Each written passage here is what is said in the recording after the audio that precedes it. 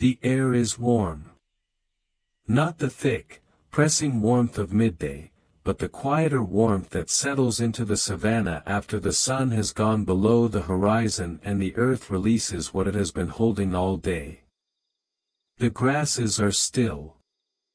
The insects have begun their low, continuous song. And above you, very slowly, as though the darkness were a cloth being drawn back from something luminous and old, the sky is filling with light. Not the harsh light of fire. Not the pale, uncertain light of dawn. Something older than both. Points of cold fire, too numerous to count, spread across the vault of heaven in a silence so complete you can almost hear them. The night sky over this ancient land is not empty. It is full. It is incomprehensibly, overwhelmingly full, and it has been full like this for 4 billion years, waiting for a creature to look up long enough to understand that. You find yourself on a low ridge of dark rock, still warm beneath you from the day's heat.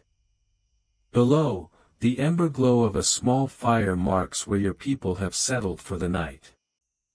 Their sounds reach you faintly, the low murmur of voices, the soft cry of a child being soothed, the occasional crack of a stick dropped onto coals. They are safe.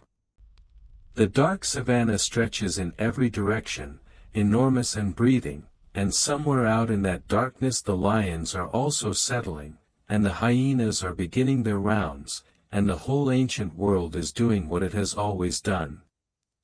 But you are not looking at any of that. You are looking up. And for the first time, in all the long, uncountable years of your kind, you are truly, carefully, deliberately looking up. Not scanning for danger. Not reading the sky for weather or direction. Looking the way you might look at something that belongs to you, or at something that has been calling your name in a language you are only now beginning to hear. This is the story of that night. The night a human being first reached upward, not with a hand, but with a sound, and named a star. You are somewhere in Eastern Africa, in a time so distant that the continent itself has a different shape than the one drawn on any map you have ever seen. The Great Lakes exist, but they are younger. The rivers run along paths that will shift before the first city is ever built. The mountains are where they will always be, the same mountains, patient and enormous, but the glaciers on their peaks are larger, because the world is in one of its long cool periods and the rains come differently than they will for your descendants. It is approximately 70,000 years before the present. The number is almost meaningless. 70,000 years. The pyramids of Egypt are 67,000 years in the future. The invention of writing is 69,000 years away. The entire recorded history of human civilization, every war, every poem, every scientific discovery, every empire that has risen and fallen, all of it is waiting, unborn, in a future so remote it might as well be a dream. You belong to a band of perhaps 40 people. Not a tribe in any formal sense, there are no chiefs, no established territories drawn in any language, no laws written anywhere. There is the band, and there is the wider web of bands who share this region of the savanna, and between you there is the complex, invisible grammar of kinship and memory and mutual recognition that holds human groups together in all times and all places. You know everyone you have ever met. Every face is a story. Every story is still alive. Your world is enormous and intimate at the same time. The savanna stretches beyond anything you could walk in a season, and yet your meaningful world is perhaps 100 kilometers in any direction, the territory your band moves through across a year, following water and seasonal game and the ripening of certain plants whose locations your grandmothers memorized and passed to your mothers and your mothers passed to you. You carry maps inside you. Not drawn maps, living ones, updated every season, stored in the soft tissue of memory alongside everything else that keeps you alive. Language exists, though it is not yet what it will become. There are sounds that carry consistent meaning: danger, water, food, come, stop, this way, I hurt, I am afraid, I see something. There are sounds for relationships: mother, other band member, mate, child. There are sounds shaped by emotion that everyone understands without needing to learn them. But there are not yet words for most things. Most of the world still exists in the gap before naming. The vast wealth of reality, the particular shade of orange the acacia takes on in late afternoon, the way certain stars cluster together like a handful of seeds thrown upward, the feeling that rises in the chest when you stand on high ground and see the savanna spread out below you in the last light of day, all of this exists, is experienced, is real, but has not yet been separated from everything else by the precise, decisive act of giving it a name. This is something worth resting inside for a moment. Imagine the world before words covered it. Before every object and quality and relationship and event carried a label that divided it from the continuous flow of experience. Before the sky was the sky and the stars were stars and the night was the night. Before all those separations, there was still wonder. There was still recognition.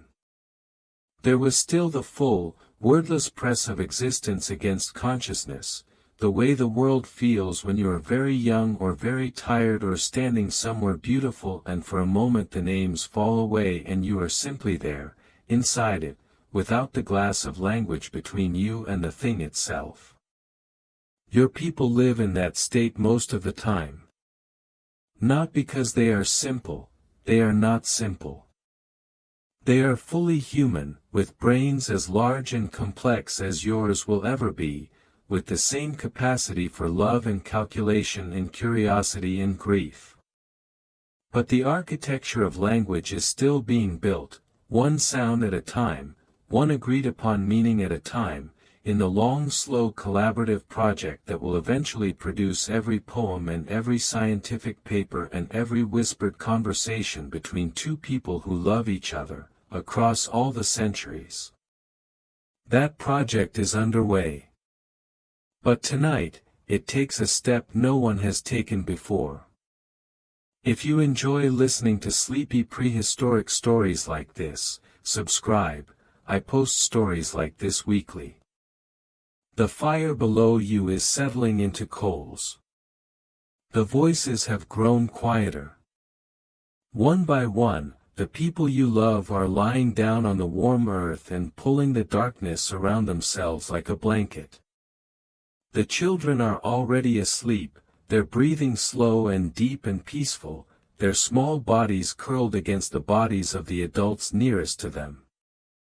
Even the dogs that have been following your band for the past several seasons, not quite tame and not quite wild, have found their spots in the grass and gone still. You are not yet ready to sleep. Something is holding you here, on this ridge of warm rock, with the whole enormous sky above you. You have looked at this sky every night of your life. You were born under it.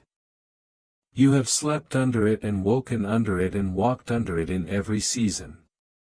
But tonight, for reasons you could not explain even if you had the words, you are looking at it differently. You are looking at it the way you might look at a face you have seen 1,000 times and suddenly, in one unexpected moment, truly seen. There is a star directly above you. Not particularly large. Not the brightest. But it is there, and it is always there, You know this with a certainty that lives in your body rather than in any formed thought. It is always there, in that position, at this time of the turning year, and it has been there every night you have looked up since you were a child small enough to be carried on your mother's back. It does not wander the way certain other lights wander. It stays.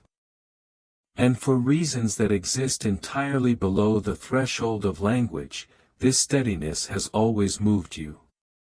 Tonight, without deciding to, you make a sound. A small sound, almost nothing, a low, soft tone in your throat, not quite a word, not quite a breath. The kind of sound you might make when you put your hand on the shoulder of someone you love. The kind of sound that means, simply, I see you. His name, as best it can be rendered in any modern language, is something like Kale. A sound made at the back of the throat with the lips barely parted, rising slightly at the end, the way questions rise, and in the world he inhabits, almost everything is still a question. He is perhaps 19 years old, though no one is counting. Age is measured differently here, in seasons of competence and relationship rather than in accumulated years. He is old enough to hunt with the senior men, young enough to still be learning the particular patience that distinguishes a skilled tracker from a merely eager one. He is not quite either thing yet, standing at the threshold between them, which may be why he is sometimes drawn to high places and open sky rather than to the fire and the company of his band. He returned empty-handed this evening. The hunt had gone well in its early stages.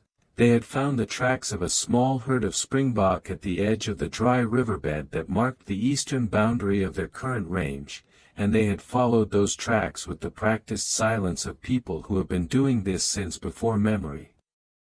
But the wind shifted at the critical moment, and the herd scattered into a ravine too rocky and broken for pursuit, and the men had stood watching the dust settle and exchanged glances that said, without words, that tomorrow would be another day. This is not tragedy. This is Tuesday. Failed hunts are part of the rhythm of life in this world, woven into the fabric of expectation the same way rain is woven into the expectation of the dry season. You know it will not always come, you plan for its absence, you are neither surprised nor crushed when it fails to arrive. The band has gathered enough plant food today, roots and berries and the seeds of certain grasses that the women know how to process, that no one will go hungry tonight. There will be eating, and there will be fire, and there will be the particular contentment that comes from being safe and fed and among people who know your face. But Kale is restless in a way he cannot name, which is appropriate, since he cannot name very much. He has always been this way, the one who lingers at the edge of camp rather than at its center, the one who watches the sky in the middle of the afternoon when every sensible person is resting in whatever shade can be found.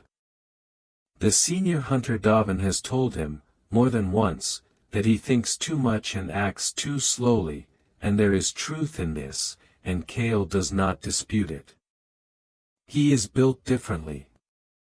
The question is whether differently is a problem or a gift, and the answer, as with most things in this world, changes depending on the day. The savannah at dusk is a different country than the savannah at any other hour. The harsh, bleaching quality of midday is gone. The light falls at long angles, turning the golden grasses to something even more golden, throwing shadows that seem to have weight and texture. The acacia trees stand in their own private silences, their flat crowns spreading like hands held open to the cooling air. Somewhere in the middle distance, a flock of birds is settling into a stand of tall grass, their calls descending in pitch as they find their roosting spots one by one, and the sound of their settling is the sound of the day letting go. Kale has walked to the low ridge of dark rock that sits perhaps 200 paces from where the band has made its fire. It is not high enough to be called a hill, the land here is too flat for dramatic elevations, but it is high enough to see above the grass, high enough to watch the light fade from the western sky and the first stars emerge from the east, where the darkness arrives first and deepest. He does this often, this going to high ground at the end of the day, and his bandmates have long since stopped asking why or suggesting he come back to the fire. It is simply a thing that Kale does, like the way old Darrell always touches the base of the largest tree in any new camp before sleeping, or the way the children always want to be the first to spot any moving animal on the horizon. People have their habits. Kale has his ridge. He sits cross-legged on the still warm stone. Beneath him, the rock holds the heat of the day in its grain the way certain foods hold flavor, deeply, and releasing it slowly, a gift that will last well into the night. The warmth comes up through the thin fabric of hide he wears and settles into his bones in a way that is almost indistinguishable from comfort. The grasses immediately below the ridge rustle occasionally in the small wind that moves along the ground at this hour, and the sound of that rustling is one of the oldest sounds in the world, grasses and wind in conversation, a dialogue that has been going on since long before there were ears to hear it. The fire below is bright against the darkening sky. He can see the shapes of his people around it, the broad-shouldered outline of Davin, the slightly hunched posture of old Gara, who has been old as long as Kale can remember, who seems to have decided long ago that she will simply continue to be old indefinitely. He can see the quick movements of the children, darting in and out of the firelight the way moths dart around flame, attracted and cautious at once. He can see the woman he sleeps beside, Rha, who is nursing their infant and watching the children with the particular divided attention of a mother who is doing two things at once and fully present to both. He loves all of them. This is not a complicated love, it is the love of proximity and shared danger and known faces, the love that forms between people who have sheltered from the same storms and tracked the same animals and carried each other's sick children, the love that is less like a feeling and more like a fact of the body. They are inside him the way his own heartbeat is inside him. He does not need to think about it any more than he needs to think about breathing. But tonight he is not looking at the fire. Tonight, as the last pale green of the western horizon fades to deep blue and the blue deepens toward a darkness that has no bottom, Kale is looking up. The stars are appearing one at a time, the way all arrivals worth noticing happen, singly, without announcement, each one simply there where there was nothing a moment before. He knows this pattern. He has watched it every clear night of his life. The early stars, the ones that appear when the sky is still light enough to be called evening. Then the second wave, as the darkness thickens. Then the great flooding of the sky with light as the full night arrives and every star that exists reveals itself at once. He has never thought about why this happens. He has never thought about what the stars are. These are not questions that have formed in his mind because forming them requires a particular kind of cognitive scaffolding, a framework of prior questions and prior answers, a habit of treating the visible world as a puzzle to be solved rather than a presence to be inhabited. That scaffolding is being built, in him and in others like him across this ancient land, but it is not yet complete. What he has, instead, is something that may be more fundamental than questions. He has attention. Pure, sustained, wondering attention, turned upward toward a sky that offers it more than it could ever exhaust. The night settles around him like something gentle. The sounds of the camp below have diminished to their quietest register, the fire crackle, the occasional voice, the steady background chorus of insects that has been playing since before the sun touched the horizon. Somewhere out on the savanna, a distant animal makes a sound he recognizes without naming, a large herbivore moving through dry grass, far enough away to be safe, close enough to be heard. And above all of it, above the fire and the voices and the insects and the herbivore and the warm stone beneath him, the sky continues its patient display, spreading its impossible wealth of light across the darkness without apology or explanation. Cale breathes slowly. His heartbeat is calm. In his chest there is a feeling that has no name, not fear, not hunger, not the particular alertness of the hunt, something else, something that belongs specifically to this act of looking upward at something too large and too old to be understood, and feeling, beneath the incomprehension, something that might be called recognition. As though the universe, having spent 4 billion years producing a creature capable of looking back at it, is being looked at for the first time, and knows it. The fire below needs tending. He should go back. There will be food, and the warmth of people, and the ordinary business of settling into sleep. He knows all this. And yet he stays, for a little while longer, his eyes moving slowly across the spread of stars as though he is reading something written in a language he is only beginning to learn. The stone beneath him breathes warmth upward. The grasses sigh. The stars, ancient and indifferent and impossibly beautiful, continue their slow turning in the dark. Tomorrow there will be another hunt. Tonight there is this. And for reasons that exist below every word that has ever been or will ever be spoken, it is enough. The insects have settled into their full nighttime register, a layered sound, dozens of species producing their individual frequencies in the same acoustic space, each one occupying a slightly different pitch and rhythm so that the total effect is not chaos but something more like harmony, the accidental music of a world that never planned to be musical but cannot help it. Cale has been hearing this sound all his life, every night, and it has the quality of all truly familiar things, so embedded in the background of existence that it is felt rather than heard, registered by the body rather than the mind, as reliable and invisible as the heartbeat. He shifts slightly on the stone, redistributing his weight, settling into a position he can hold for a long time without discomfort.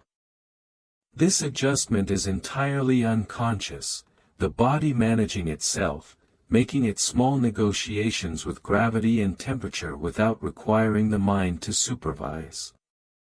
The mind is elsewhere, or not elsewhere exactly, but in a state that cannot quite be called thinking, the state that lies between focused attention and open awareness, where the specific and the general exist simultaneously without one canceling the other. In this state, which is also, not coincidentally, the state most conducive to sleep, he becomes aware of the sky not as a collection of individual points of light but as a single thing, a dome, a presence, something that has weight and depth the way the savanna has weight and depth when you stand in it rather than looking at it from outside. The sky is not up there. The sky is here. It is the space through which all light moves and all wind moves and all weather moves, the medium in which the world conducts its largest operations. He is inside the sky the way a fish is inside water, surrounded by it, dependent on it, barely aware of it most of the time because being inside a thing makes it invisible. Tonight he is aware of it. Tonight the sky is present to him as a presence, something that extends in every direction from the point of his upturned face, something that has existed long before him and will exist long after him and is not diminished by either his awareness of it or his lack of awareness of it, but which is, simply, available to be noticed. And he is noticing.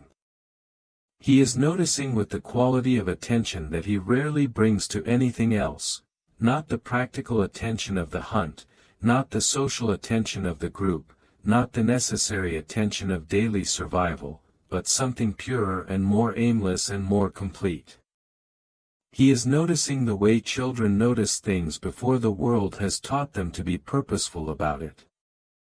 Somewhere in the darkness below the ridge a pair of eyes opens and closes, and an animal that has been resting in the grass shifts its position and is still again. He heard it, a rustling, a small displacement of air, nothing threatening. His body noted it and let it pass without escalating to alertness, the efficient triage of a nervous system trained by years of experience to distinguish signal from noise in a world that is entirely composed of both. The body handles the practical world. Tonight the mind is free for this other thing, this looking, this being present to the sky. He does not know what the stars are.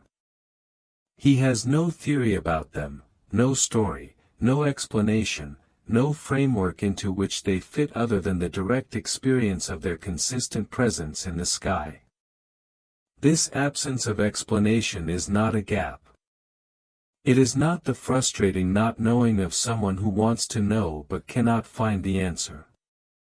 It is the clean, full, unmediated experience of a thing that is what it is before any explanation of it exists. The stars are what they are. They are beautiful and cold and very far away and always in the same positions at the same time of year. These are not thoughts, they are sensations, things his body knows rather than his mind.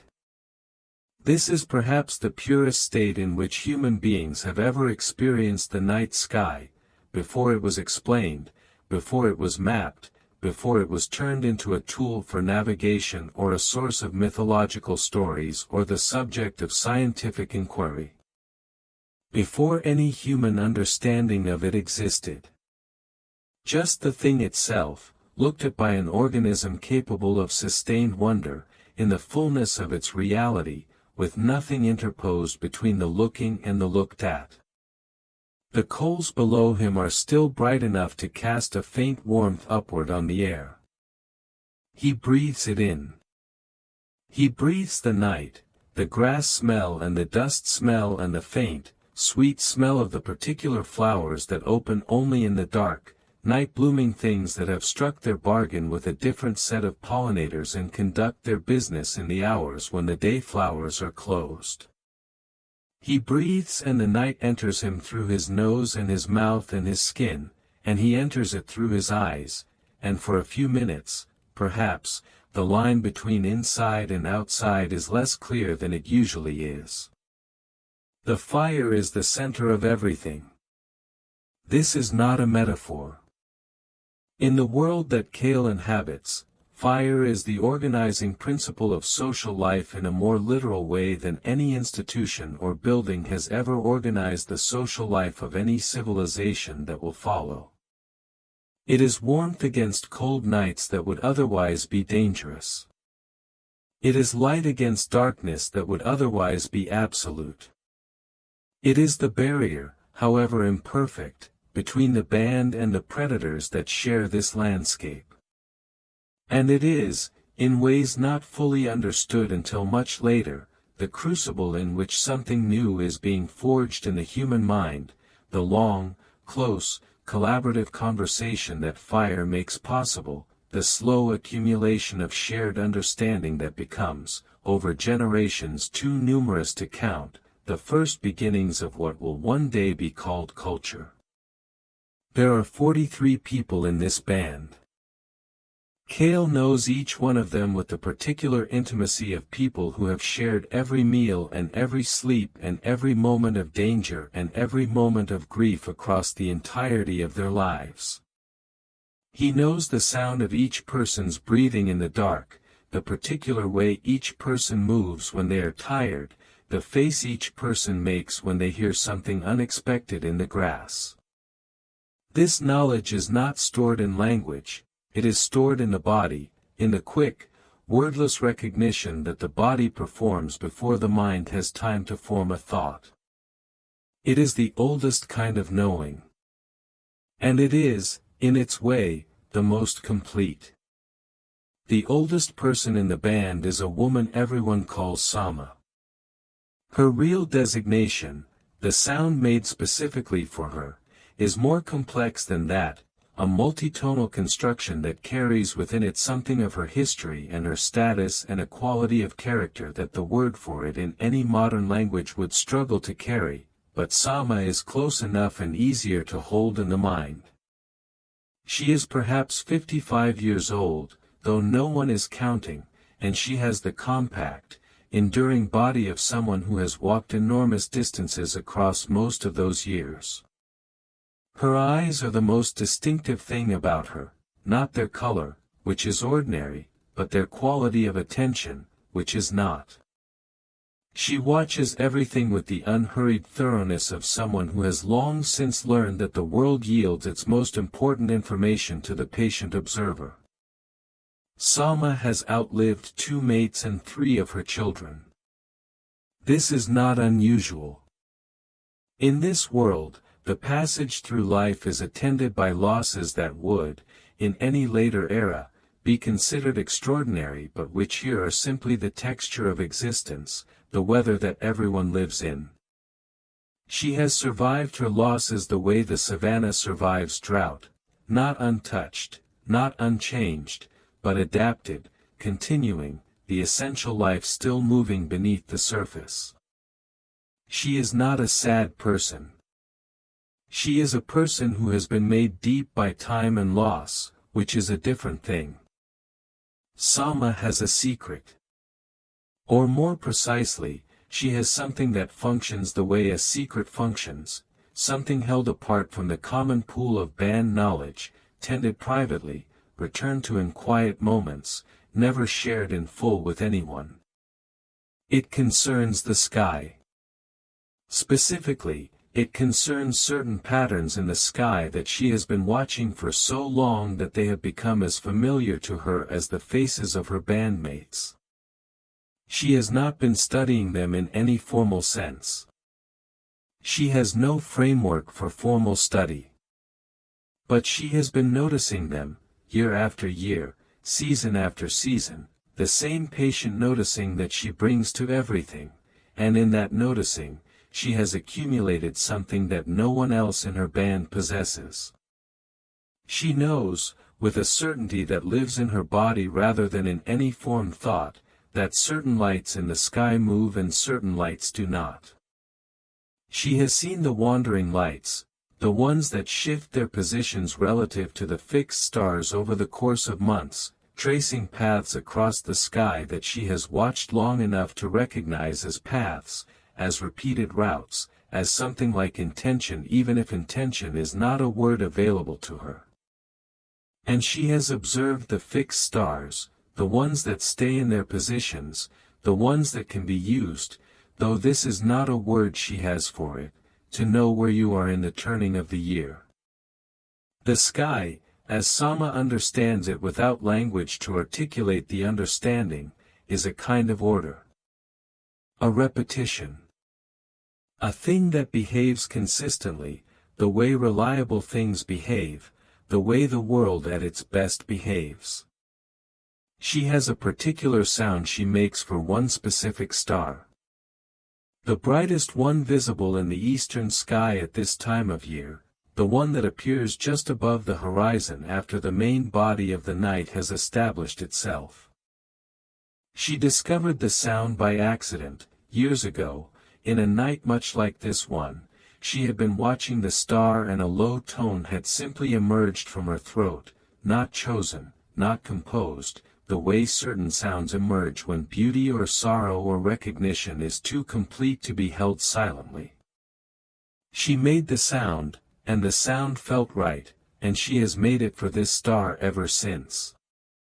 In the privacy of her own experience, the star and the sound are linked the way any two things are linked when they consistently appear together, inseparably, instinctively, the bond between them as real as any fact. She has never shared this with anyone. There has been no occasion to share it. The concept of sharing a sound for a specific non-present thing is not yet a concept that exists in the common life of her band. Pointing is possible. You can point at the star and look at someone, and by the direction of your gaze and the quality of your attention communicate something about that star's importance. But carrying the star's identity in a portable sound, a sound that stands in for the star when the star is not visible, a sound that can be used to think about the star in daylight, this has not yet happened, at least not in any shared way.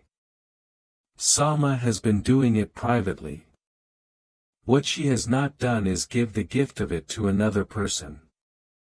This evening, as Kale sits on his ridge and the band settles around the fire, Sama notices him.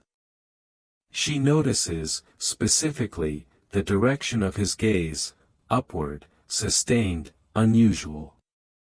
She has been watching him for years with the quiet attention she brings to everything, and she has known for years that he is different in the particular way she recognizes because she is different in the same way. He watches the sky. He goes to high places. He is drawn, again and again, to the act of looking at things that cannot be eaten or used, things that are simply there to be looked at, and looking at them with a quality of absorption that has no name but which Sama recognizes the way you recognize your own face in still water. She sets down the root she has been preparing and looks at the space beside her on the ground, and then she looks toward the ridge where Kale's silhouette is just visible against the deepening sky. And in the quiet arithmetic of the band's social life, in which such gestures carry enormous volumes of meaning without requiring words, this is an invitation. Not to come to the fire. Not to eat or talk. An invitation to be looked at with attention, which is the oldest form of recognition one person can offer another. The children near the fire are engaged in the quiet, persistent game they play most evenings, seeing who can hold a hand close to the flame longest without pulling it back, a game of pain and bravado that the adults tolerate with the mild, amused resignation of people who remember playing the same game. The two women who are nursing infants are in low, unhurried conversation, the kind of conversation that has no particular subject and no destination, that exists simply to make the evening less silent. The senior hunters are already half asleep, their bodies horizontal near the warmth, their breathing beginning the deep regularity of men whose days are physically exhausting and whose bodies know how to claim rest when rest is available. Davin's family group occupies the north side of the fire. He is the strongest hunter and in some informal sense the center of gravity of this band, not because he has authority, exactly, but because his competence generates trust, and trust generates proximity, and proximity is the currency of social life in a world without walls. People want to be near someone who has never led them wrong. Davin has never led them wrong. He has, on 3 occasions that the band's collective memory still holds, made decisions in moments of danger that saved lives, and these occasions are stored in the bodies of everyone who was present and referenced, without being said aloud, every time the question of what to do next arises. On the south side of the fire, closer to the darkness that begins at the edge of the firelight and extends without interruption to the horizon, Gara has arranged herself in the particular seated posture she adopts when she is preparing to sleep but not yet sleeping.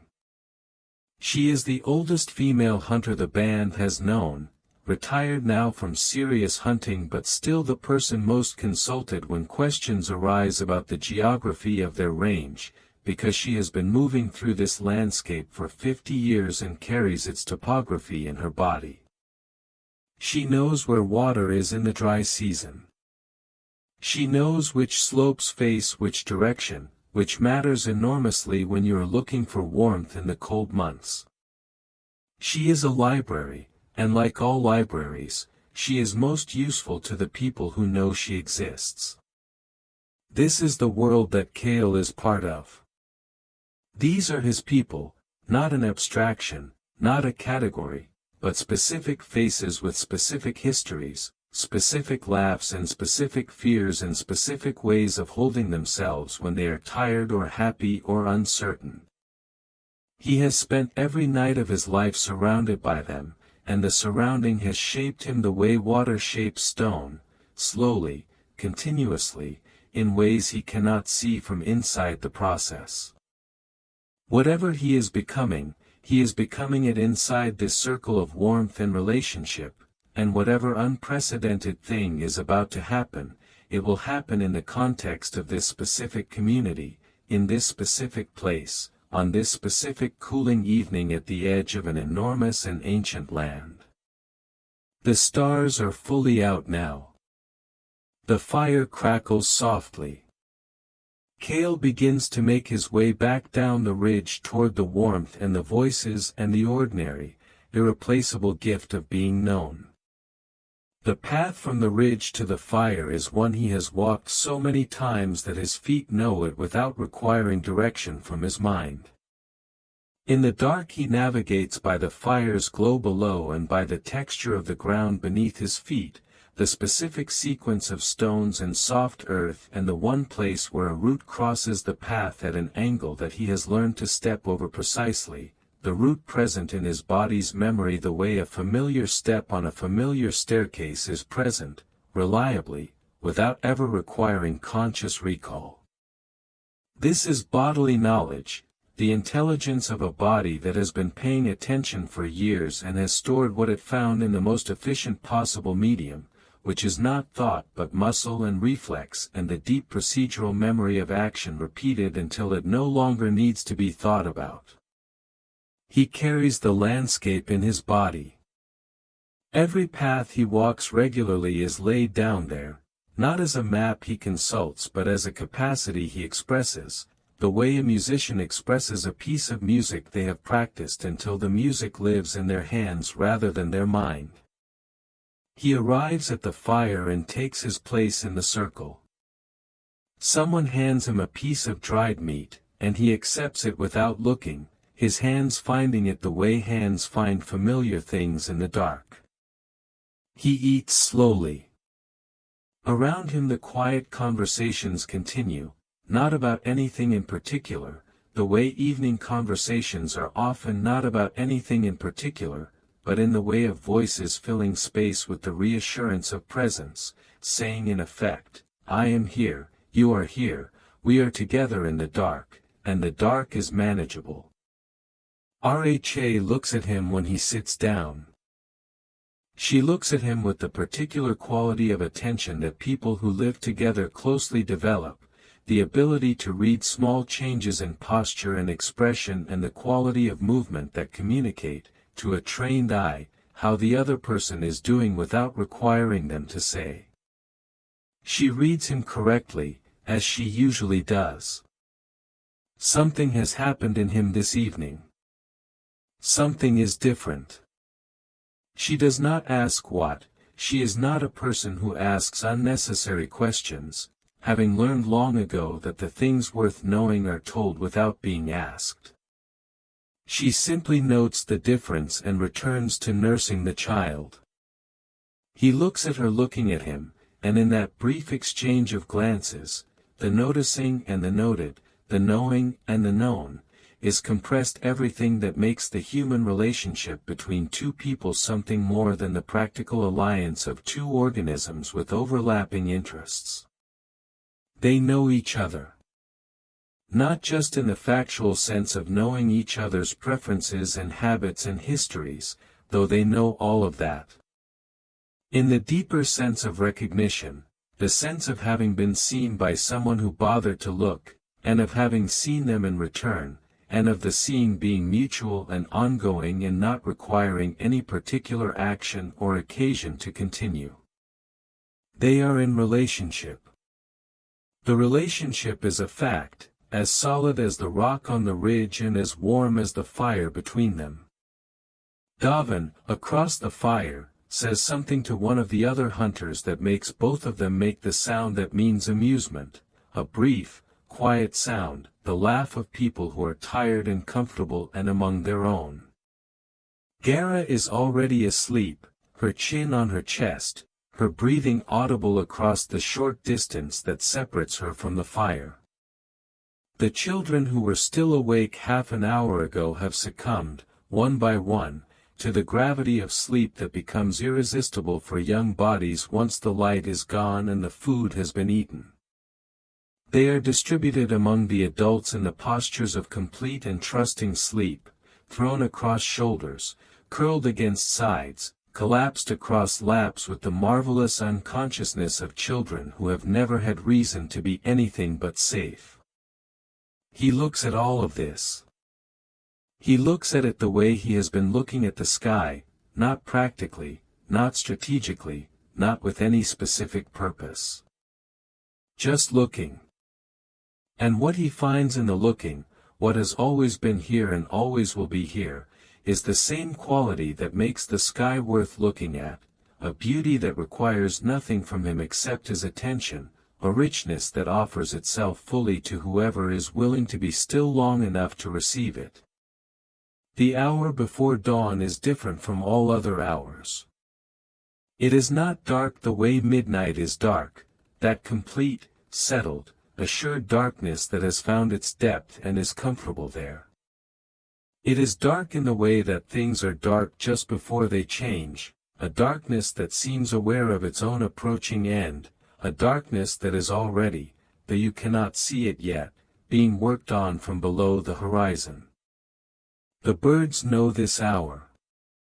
They have not yet started their morning song, but they are awake. You can feel it in the slight increase of movement in the grass, in the occasional rustling from the trees at the edge of the camp. They are waiting. They know what is coming. Kale is already awake. He is often already awake at this hour, which is one of the things Davin has noted about him with a mixture of approval and mild bafflement. Approval because hunters who wake early are hunters who cover more ground, bafflement because the expression on Kale's face during these early hours is not the alert, purposeful expression of a man preparing to hunt. It is something more interior. He sits at the edge of camp in the gray pre-dawn and he watches the sky change with the full weight of his attention, and what he does not understand is that Kale, in these quiet hours before the day makes its demands, is doing something that will not have a name for another 70,000 years. He is practicing wonder. This morning the hunting party assembles with the practiced ease of people who have done this together many times. There is no spoken plan. The plan is already understood, already agreed upon by virtue of the tracks they saw yesterday and the knowledge each hunter carries of this particular stretch of the dry riverbed and its approaches. Davin moves first, and the others fall into position behind him with the quiet precision of a flock of birds changing direction, no signal visible, no leader point, just the collective body knowing what to do and doing it. The savanna in the early morning is cool enough that you can see your breath if you exhale slowly, a small, visible cloud that vanishes before the next breath arrives. The grass holds the overnight dew, and the passage of a person through it at this hour leaves a dark trail of disturbed moisture that catches what little light exists and holds it briefly. Everything is muted, the sounds, the colors, the smells, as though the world has not yet fully committed to being awake. The hunters move through this muted world like shadows of themselves, their bodies at their most efficient, years of practice having worn away everything unnecessary until what remains is pure, economical movement. Kale is near the center of the group, which is not where the best hunters position themselves. Davin takes point, and the three most experienced hunters flank wide to approach from angles that will cut off the herd's preferred escape routes. Kale's position is not a slight, it is an assignment suited to his particular gifts, which include patience and an almost uncanny sensitivity to the small sounds and smells that indicate the presence of animals before they become visible. He has been called, more than once, the nose of the group. He finds this neither flattering nor offensive. It is simply true, and truth is something he has always been more comfortable with than most. The springbok are at the waterhole. Not the whole herd, perhaps 8 or 9, including 2 young ones who have the slightly unsteady gait of animals that have not yet had occasion to run for their lives. They are drinking with the alert, interrupted rhythm of prey animals at water, lifting their heads every few seconds to scan the surrounding grass with wide, liquid eyes, then lowering them again to drink while their heartbeats remain at the edge of flight. They are beautiful in the gray morning light, their rust and white coats catching what luminescence exists, their horns catching even less, their legs impossibly fine and precise beneath the bulk of their bodies. The hunt proceeds with the slow, deliberate choreography that good hunting requires. Davin's signal, a barely visible tightening of one hand, ripples outward through the hunters, and they begin to narrow their positions, each moving with painful, exquisite slowness, aware that the critical variable is not speed but the management of wind and sound and visibility. They have done this hundreds of times. The body knows it. The question in these moments is not what to do but whether the patience can be maintained long enough for the moment to arrive. The wind shifts. It is a small shift, the kind that happens constantly on the savanna as the air begins to respond to the heat that the new day will bring, and on most mornings it would be inconsequential. But this morning it carries the hunting parties sent directly toward the waterhole, and the springbok, those extraordinary instruments of survival, those animals whose entire existence has been shaped by the necessity of detecting exactly this kind of shift, respond before any human signal could have warned them. The lead female's head comes up, and in the half-second of her stillness, the whole herd reads her, and then they are running. They are extraordinary when they run. The pronking, that strange, stiff-legged bouncing leap that springbok perform when alarmed, all 4 feet leaving the ground simultaneously, their bodies forming an arc in the air, is something that looks, to human eyes, like joy, like excess, like an animal expressing surplus energy in a way that makes no sense from a survival standpoint. But it makes sense. It signals to the predator that this animal is strong and alert and not worth pursuing, and simultaneously communicates the presence of danger to the rest of the herd through the visual language of the leap. It is communication and self-advertisement at once, compressed into a single, impossible-looking movement. The hunters watch them go. The dust settles. The waterhole returns to its still, mirror-like state, reflecting a sky that is now, finally, beginning to lighten in the east.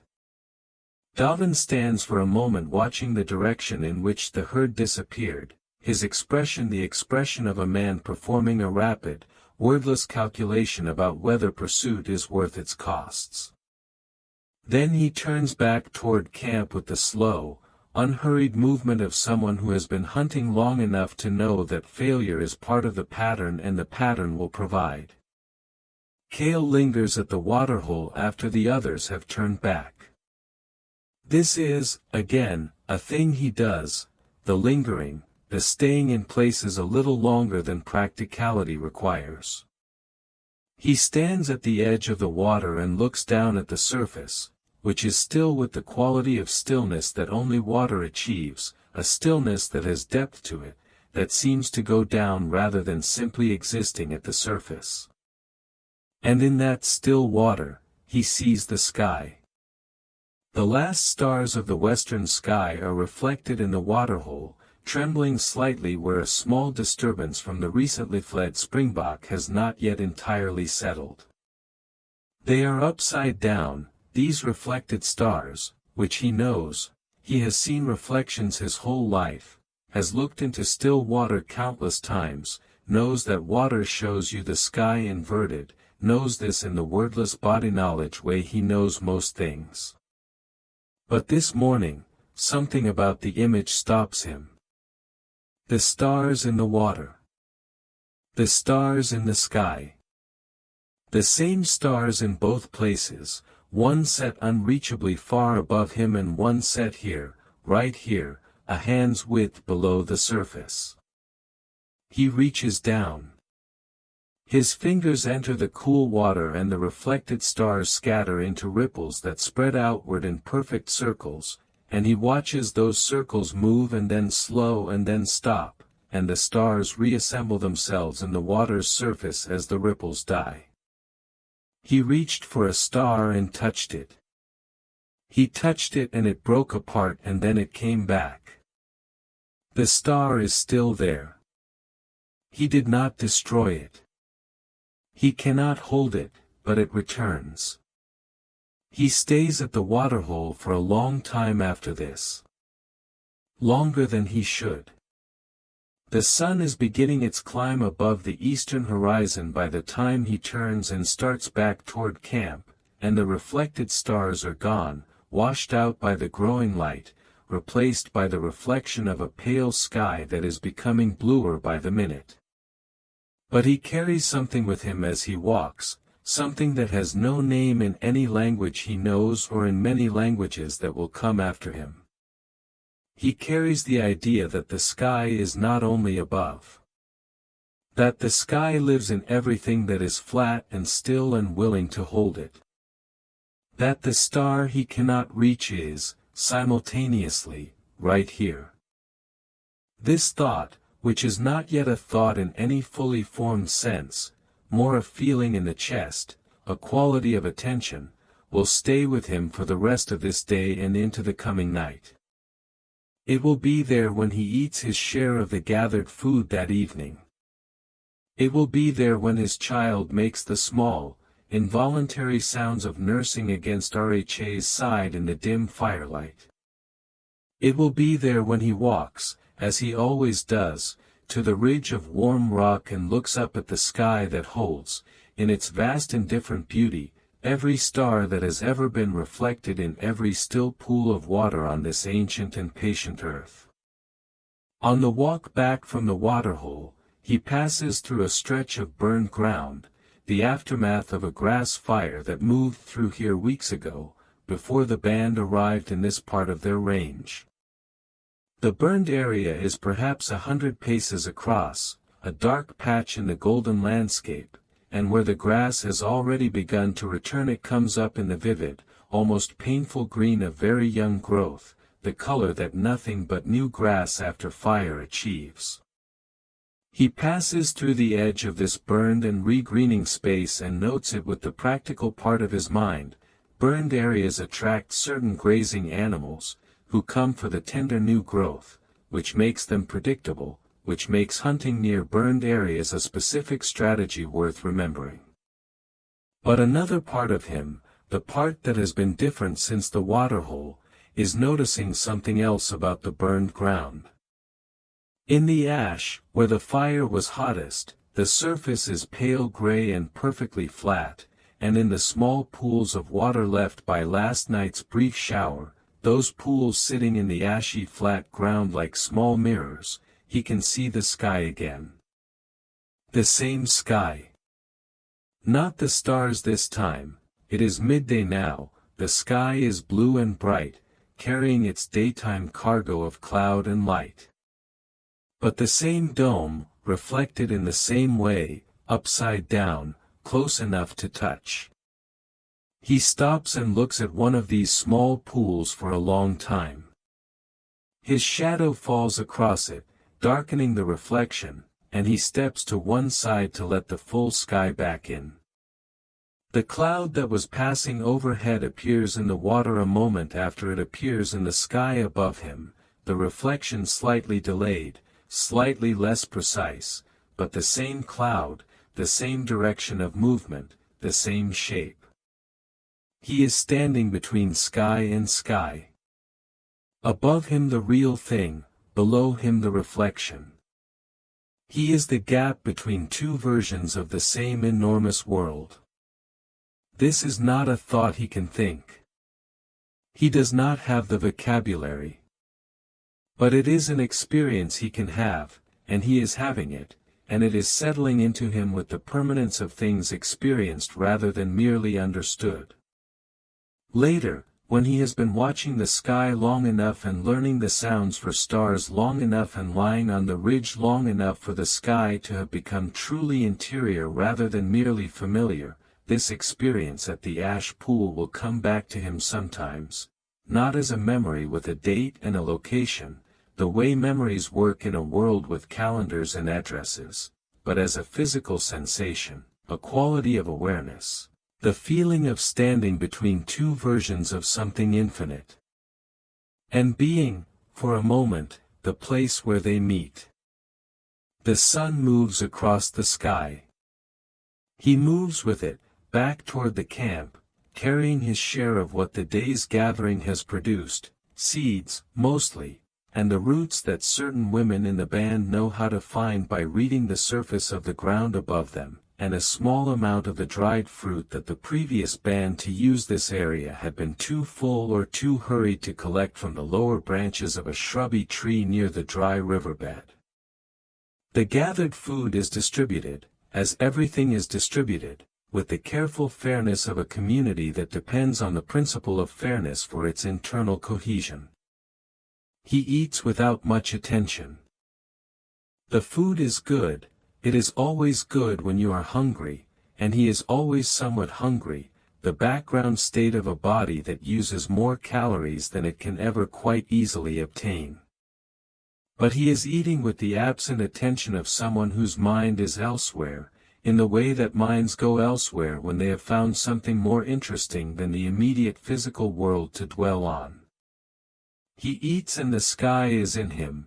The waterhole sky and the burn-ground sky and the ridge sky and Sama's sound for the star that is currently invisible behind the daytime brightness, waiting for night to make it visible again.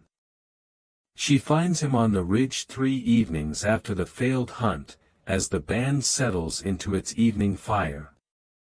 She has been watching for the right moment, with the patient, unhurried readiness that is her most characteristic quality, the readiness of someone who has learned, across many seasons, that the right moments arrive on their own schedule and cannot be produced by urgency.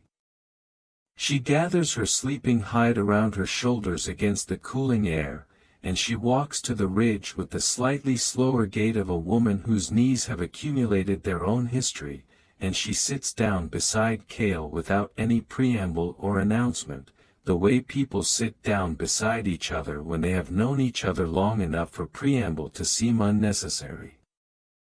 Cale makes a small sound of acknowledgement, not quite a word, the sound you make when someone familiar arrives at the edge of your attention without alarming it. He is already looking at the sky. He is always already looking at the sky. Sama settles herself beside him and for a while she simply looks too, and the companionship of that shared looking is its own kind of communication, the oldest kind, the kind that needs nothing added to it.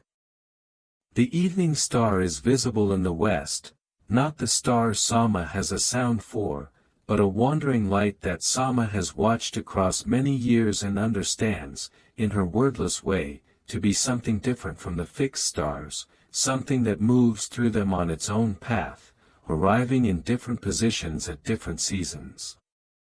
She has never made a sound for this one. It does not feel, to her careful, patient attention, like something that should be named. It is a visitor, unreliable, appearing in different positions as the months turn, and visitors do not get names in the same way that permanent things get names. Or so her body seems to understand, in the grammar of recognition that precedes all language. The fixed stars are emerging now as the last light leaves the western horizon. They come, as they always come, in their order, the brightest first, then the slightly less bright, then the great uncountable mass of them as the full dark arrives. Sama watches the eastern sky with particular attention. She is waiting for something specific, the way you wait for the arrival of someone you know will come, and the quality of her waiting is the quality of foreknowledge, of certainty held quietly in the body while the world moves at its own pace toward the moment you are waiting for. There. The star rises above the eastern horizon with the slow, stately movement of all celestial things, clearing the line where the dark land meets the dark sky and establishing its position with the permanence that Sama has been recognizing for 30 years. It is the brightest star in the eastern sky at this season, not the brightest star in the whole sky, but distinctive in its position, its consistency, its particular cold white light. To Sama it is as familiar as any face, as recognizable as the voice of any person she loves. She has been looking at it since before Kale was born. She makes the sound. It emerges quietly, almost more breath than tone, a low, rounded syllable that rises slightly at the end and then falls, the same sound she has been making privately, for this star, for 30 years. She does not look at Kale when she makes it. She keeps her eyes on the star. The sound is for the star, and she is sharing it with Kale the way you might show someone something beautiful without requiring them to respond to it, without turning the sharing into a demand for acknowledgement. Kale hears it. He has, in his life, heard many sounds that his bandmates make, the sounds of communication, of warning, of pain and pleasure and simple daily life. He has heard Sama's voice specifically more times than he could count. But he has not heard this sound before. It is unlike the sounds made for present things, the sounds that point at something visible and say, in effect, that. This sound has a different quality, a roundedness, a completeness, a sound that seems to contain something rather than just point at it. He looks at Sama's face, which is turned toward the eastern sky, and he follows her gaze to the star she is looking at. Something happens in him. It is not dramatic. It is not the thunderclap of revelation that later traditions will use to describe moments of spiritual discovery. It is quieter than that, a kind of falling into place, a click of recognition, the way a stone fits into a hollow in a rock that was made exactly for it. He understands what Sama is doing. Not in a conscious, articulated understanding, he does not have the language for that understanding, will not have it in his lifetime. But in the deep, pre-verbal comprehension that human beings possessed long before they possessed words for their comprehension, he understands. She has a sound for that star. A sound that is the star when the star is not present, a sound that is the star even in the daylight, a sound that carries the star inside it wherever it goes. He makes a sound back. It is not Sama's sound, he is not trying to repeat her sound, not yet, not quite understanding that repetition is part of the gift she is offering. His sound is his own response, the sound that the star and Sama's recognition of the star produce in his particular throat and his particular chest. It is lower than Sama's sound, and shorter, and has in it a quality of question, not quite her certainty, not yet, but reaching toward it. The sound of a person who is beginning to understand something. Sama turns to look at him then, and what passes between them in that look has no name in any language in any era. It is the look of two minds recognizing each other across a boundary that has never been crossed before. It is the look of shared knowledge, of mutual discovery, of one person saying to another, without words, "You see what I see. You hear what I hear." The distance between us has just become slightly smaller. She makes her sound again, for the star. He listens. Then he makes his sound, slightly changed now, slightly closer to hers, the way sounds shift and settle when they are being learned, when one mind is shaping itself around the sound that another mind has offered. She listens. Between them, in the space of 2 breaths and 2 sounds, something is happening that has no precedent in the history of the species. Not language, not yet, not in the full sense. But the germ of language. The root of the thing from which all language grows. The moment when one mind says to another, "I have a name for that," and the other mind says back, "Teach it to me." They sit together on the warm stone for a long time. The star they have both made sounds for climbs slowly up the eastern sky. Below them the fire crackles and the children sleep, and the ordinary life of the band continues in its ordinary way, completely unaware that anything unusual has happened. And in a sense nothing unusual has happened, no tool has been made, no fire lit, no child born, nothing that anyone watching could have seen and called a turning point. 2 people sat on a rock and made sounds at the sky. That is all. But between 2 minds, something has passed that will not unhappen. A sound has been agreed upon. A specific light in the specific sky has been separated, by mutual consent, from the undifferentiated field of all lights in all skies. It has been given an identity. It has been given a name. Not in any grand ceremonial sense, in the simplest possible sense, in the sense that 2 people have agreed that when they make a particular sound they mean the same thing. That is all naming ever is, in any era, in any language. 2 minds agreeing. That particular sound means that particular thing. We have agreed. It is done. The star rises higher. Sama's breathing beside him gradually slows and deepens, and her head droops slightly toward her chest, and she does not fight it. She has shared what she has carried alone for 30 years, and the sharing has been received, and something in her has released. She sleeps. Kale watches over her, and watches the star, for a while longer, until the chill of the deeper night drives him back toward the fire, where he lies down beside Rha and their child and looks at the sky through the space between the people sleeping around him, and finds his star with the particular accuracy of something that has just been named. He makes the sound very quietly, so quietly it is barely a breath.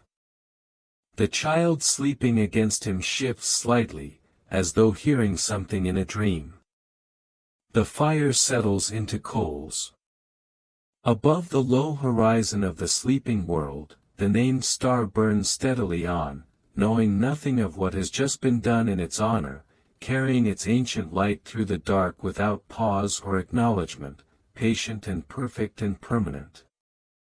There is a quality to the night after the naming that is different from other nights, though nothing visible has changed. The sky is the same sky. The fire has burned to the same quality of coals it burns to every night. The sounds of the sleeping band are the same sounds. And yet something in the air, or perhaps something in Kale's relationship to the air, has shifted. The world has a feature it did not have before. Not a new physical feature, the star was always there, the sound was always possible. But a new conceptual feature, a new node in the network of shared meaning that the band maintains and that connects each person to every other person and to the world they all inhabit together. He has been thinking about this, in the hours since Sama went to sleep and he returned to the fire. Not thinking in the way he thinks about practical things, not the focused, purposeful processing that goes into planning a hunt or reading weather or remembering the location of water. Thinking in the looser way, the way the mind thinks when it is processing something new and does not yet have a framework for it, turning it over and looking at it from different angles the way you turn over an interesting stone to see if it is useful. The sound for the star. The fact that the sound can be made in the daylight. The fact that when the sound is made in the daylight, the star is present in a way it is not present when no sound is made, present in the mind, available to thought, real in a new way. This is not a small thing, though it is a very quiet thing. The ability to have something in the mind without having it in the physical environment, the ability to think about the star when the star is not visible, is a form of freedom that human beings were not always capable of, and that they are only now, in this long evolutionary moment, fully developing.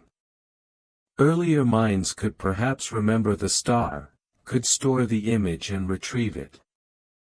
But to give the remembered star a sound, a portable form that can be used in the middle of other activities, that can be offered to another person without pointing at anything, that can be thought with the same ease as a word can be thought, this is something more than memory.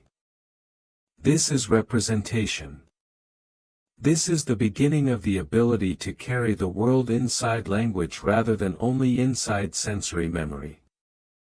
Kale does not know what he has just participated in. He knows that something happened on the ridge, that a sound was given and received and that the giving and receiving felt significant in a way he cannot articulate.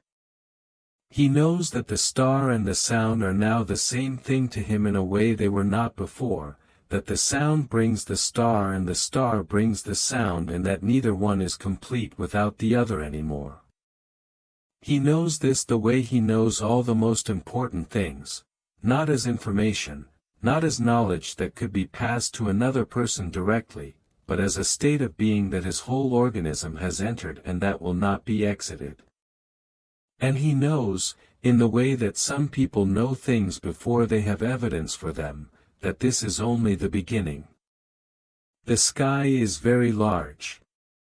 It contains very many lights. And he has, from this night forward, a tool that he did not have before, a method, a practice, a way of doing something that was not possible for him before Sama sat down beside him on the warm stone. He can name things. He is learning to name things. And the things that most call out to be named, in the world of this particular evening, in the life of this particular person, are the lights that never move, that are always in the same positions at the same times, that can be counted on the way almost nothing else in his world can be counted on. The fire is fully coals now. The last small flame flickers once and goes out, leaving only the orange glow of the embers, which gives just enough light to see the shapes of the people sleeping around it but not enough to read their faces. In this dim light everything is outline and suggestion, form without detail. The sleeping band. The sleeping savannah. The awake sky, alive with its cold and permanent light, looking down at the sleeping world with the serene indifference of something that is never required to sleep.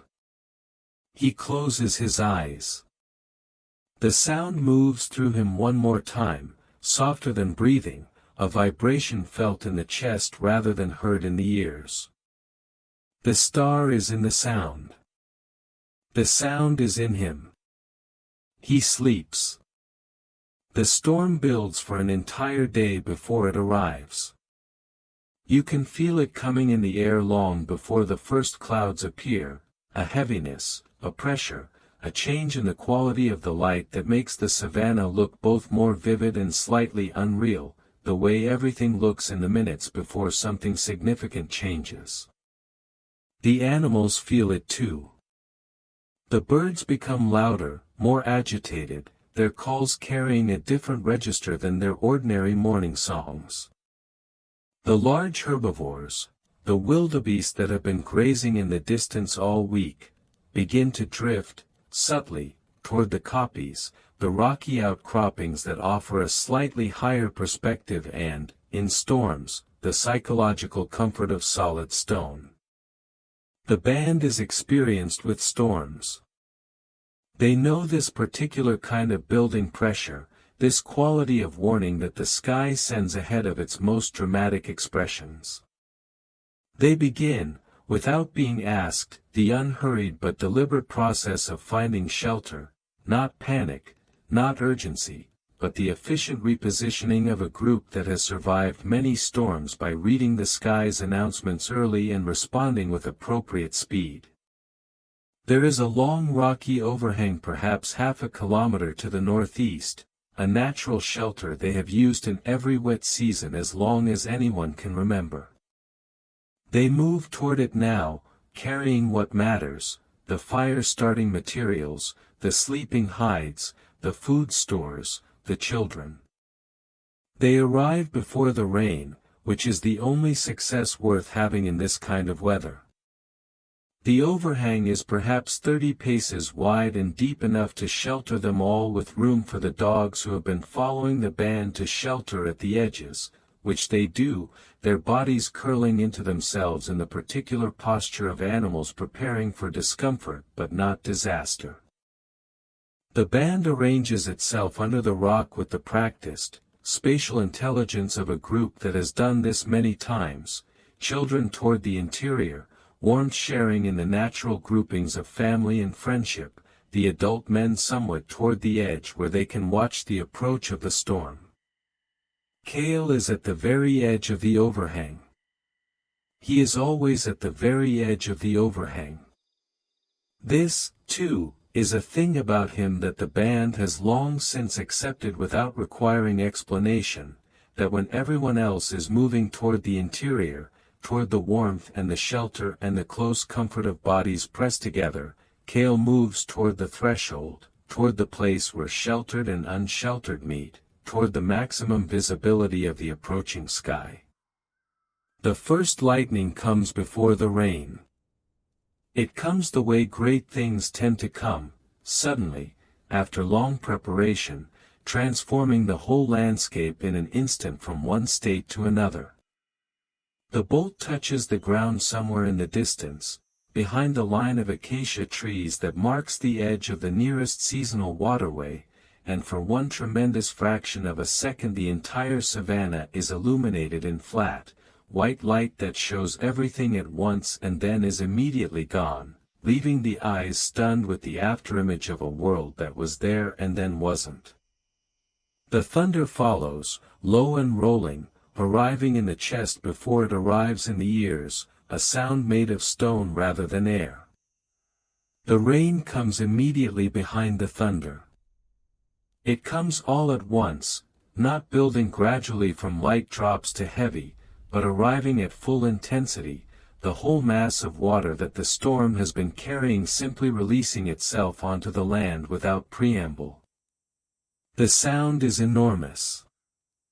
The savanna, which moments ago was evening quiet, is now filled with a white noise that seems to come from every direction simultaneously, a total saturation of sound that somehow produces not alarm but a peculiar calm, the calm of everything being drowned out, the calm of complexity being reduced to a single, overwhelming simplicity.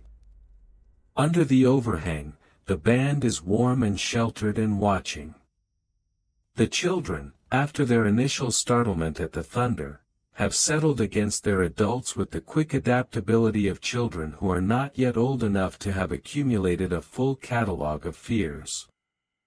They watch the lightning with wide eyes that show wonder more than alarm, each flash a gift of sudden visibility, each roll of thunder something to feel in the sternum, a vibration that connects the chest to the earth to the sky in one continuous shudder. Guerra is telling a story, or something that functions the way a story functions in this world, a sequence of sounds and gestures that the children follow with the focused attention of creatures built specifically to receive narrative. Kale is not listening to Gara's story. He is watching the sky in the specific, absorbed way he watches the sky, and in the strobing light of the lightning he is seeing something he has not seen before, or rather, seeing something he has seen before but never with the quality of attention that makes seeing into understanding.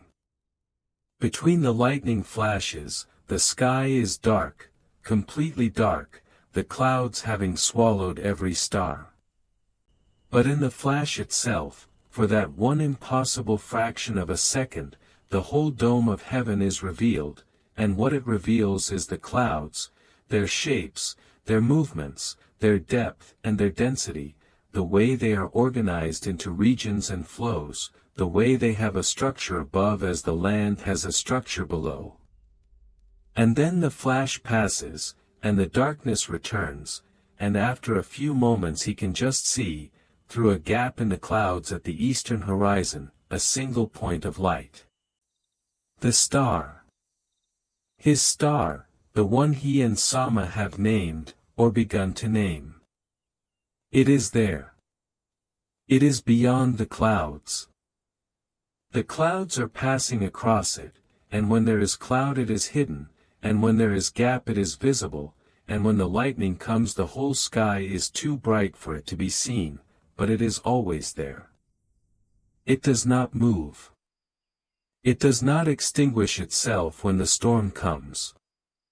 It continues its patient burning behind the weather, indifferent to the drama taking place in the lower air, waiting for the clouds to pass as it has waited for every cloud that has ever moved across this sky. Something shifts in Kale's understanding. Not dramatically, not with the thunder quality of the lightning strikes around him, but quietly, in the way that the most important changes tend to happen, the way the angle of light on a familiar hillside will suddenly show you something in the rock that you have walked past 1,000 times without seeing. He understands, in whatever way understanding was possible in a mind without formal language, that the sky and the storm are different things. That the storm is something that happens in the sky, like the way animals happen in the savannah, moving through it, using it, but not being it. The sky is not the storm. The sky is what the storm moves through. And beyond the storm, permanent, unreachable, utterly indifferent to the water and the lightning and the rolling thunder, the stars continue their ancient burning. This distinction, between the event and the place where the event occurs, is, in the long history of human thought, not a small thing. The ability to separate the phenomenon from the substrate, to understand that what you see is happening against a background that is not the same as what you see, is a cognitive leap that has consequences. It is, in some deep structural way, the beginning of the ability to reason about the world, to understand that things have causes and those causes have their own contexts, and that the full picture includes both the thing and the place in which the thing occurs. Kale does not know this about his own thought.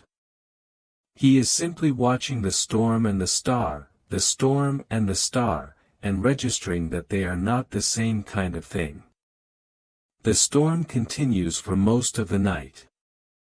Toward its end, in the small hours before dawn, the rain becomes lighter and then lighter still, until it is a fine mist rather than a downpour, and in that mist the lightning has stopped and the thunder has moved away to the east, still audible but no longer overhead, rumbling off toward the horizon like a departing animal.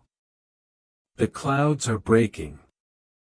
The eastern sky, where the clouds have moved away first, is beginning to show its stars, not many, just the brightest ones, coming through the gaps in the cloud cover like friends arriving one by one after a long absence. The star appears. Not gradually, suddenly, because the cloud moves and there it is, exactly where it always is, exactly the brightness it always is, exactly the same cold white point of light that has been burning in that position for longer than the savanna itself has been savanna, longer than the acacia trees have been acacia trees, longer than the species that is now lying under this overhang and watching for it has been what it is. The star does not know it has been missed. It does not know it has been watched for and worried for and found again with relief. It is simply there, as it has always been, as it will always be for 10,000 human lifetimes to come. Kale makes the sound.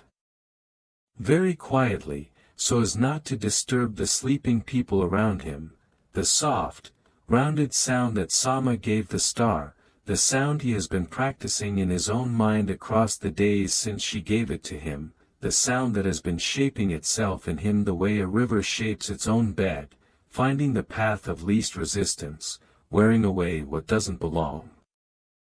He makes the sound and he looks at the star and the connection between them, sound and light, name and named thing, is as real as the rock beneath him and the rain-cooled air around him. Near him, very close, a voice stirs. Sama. She has been sleeping with her head against the rock wall, her breathing deep and regular, but something in the frequency of his sound has reached through her sleep and brought her partially to the surface. She opens her eyes and looks toward the eastern sky, and even in the darkness he can see the quality of her recognition, the way her gaze goes directly and immediately to the star, without searching, without hesitation, the way you look directly at someone you know in a crowd of strangers. She makes her sound. His sound answers it.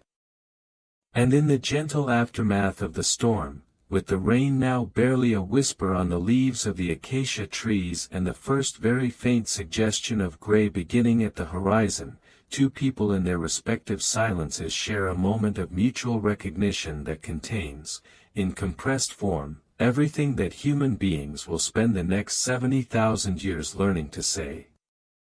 The morning after a great storm has a specific quality in this landscape. The savanna, which the rain has transformed overnight into something between a grassland and a shallow lake, reflects the dawn light in unexpected ways, in the flat mirrors of temporary pools, in the beaded drops that cling to every blade of grass and catch the first horizontal light and scatter it into brief prismatic sparks, in the dark, sodden earth that absorbs light rather than reflecting it, giving the whole landscape a depth and richness that the dry season does not offer. The air smells of wet rock and wet soil and the particular chemical language of plants that have just received what they were waiting for. Kale wakes with this air filling his lungs and the image of the storm still present in his mind, not as a memory but as a residue, a quality of understanding that persists after sleep has processed the experience and returned it to him in a different form. He wakes already knowing what the storm showed him, in the way that sometimes a dream clarifies what the waking mind had only half understood, lifting it into a different register of knowing. The storm and the star. The sky and the weather. Two different things sharing one visible stage. He sits up and looks east. The sky is clear. The storm moved through in the night, and what it left behind is the kind of clarity that only comes after great amounts of water have washed the air, a transparency that makes the horizon seem to have moved slightly farther away, as though the world has expanded overnight to reveal edges that were previously hidden behind atmospheric haze. Even the distant hills, the low dark line that marks the edge of the escarpment 10 or 12 kilometers away, are more distinct than usual, their profile sharpened by the rinsed air into something almost close enough to touch. The star, his star, is not visible. It is morning. The sky is full of light.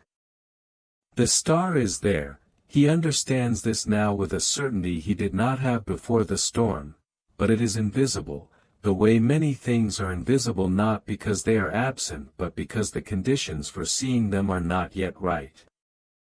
This is not a small thought. Most minds, at most times, hold only what they can currently perceive.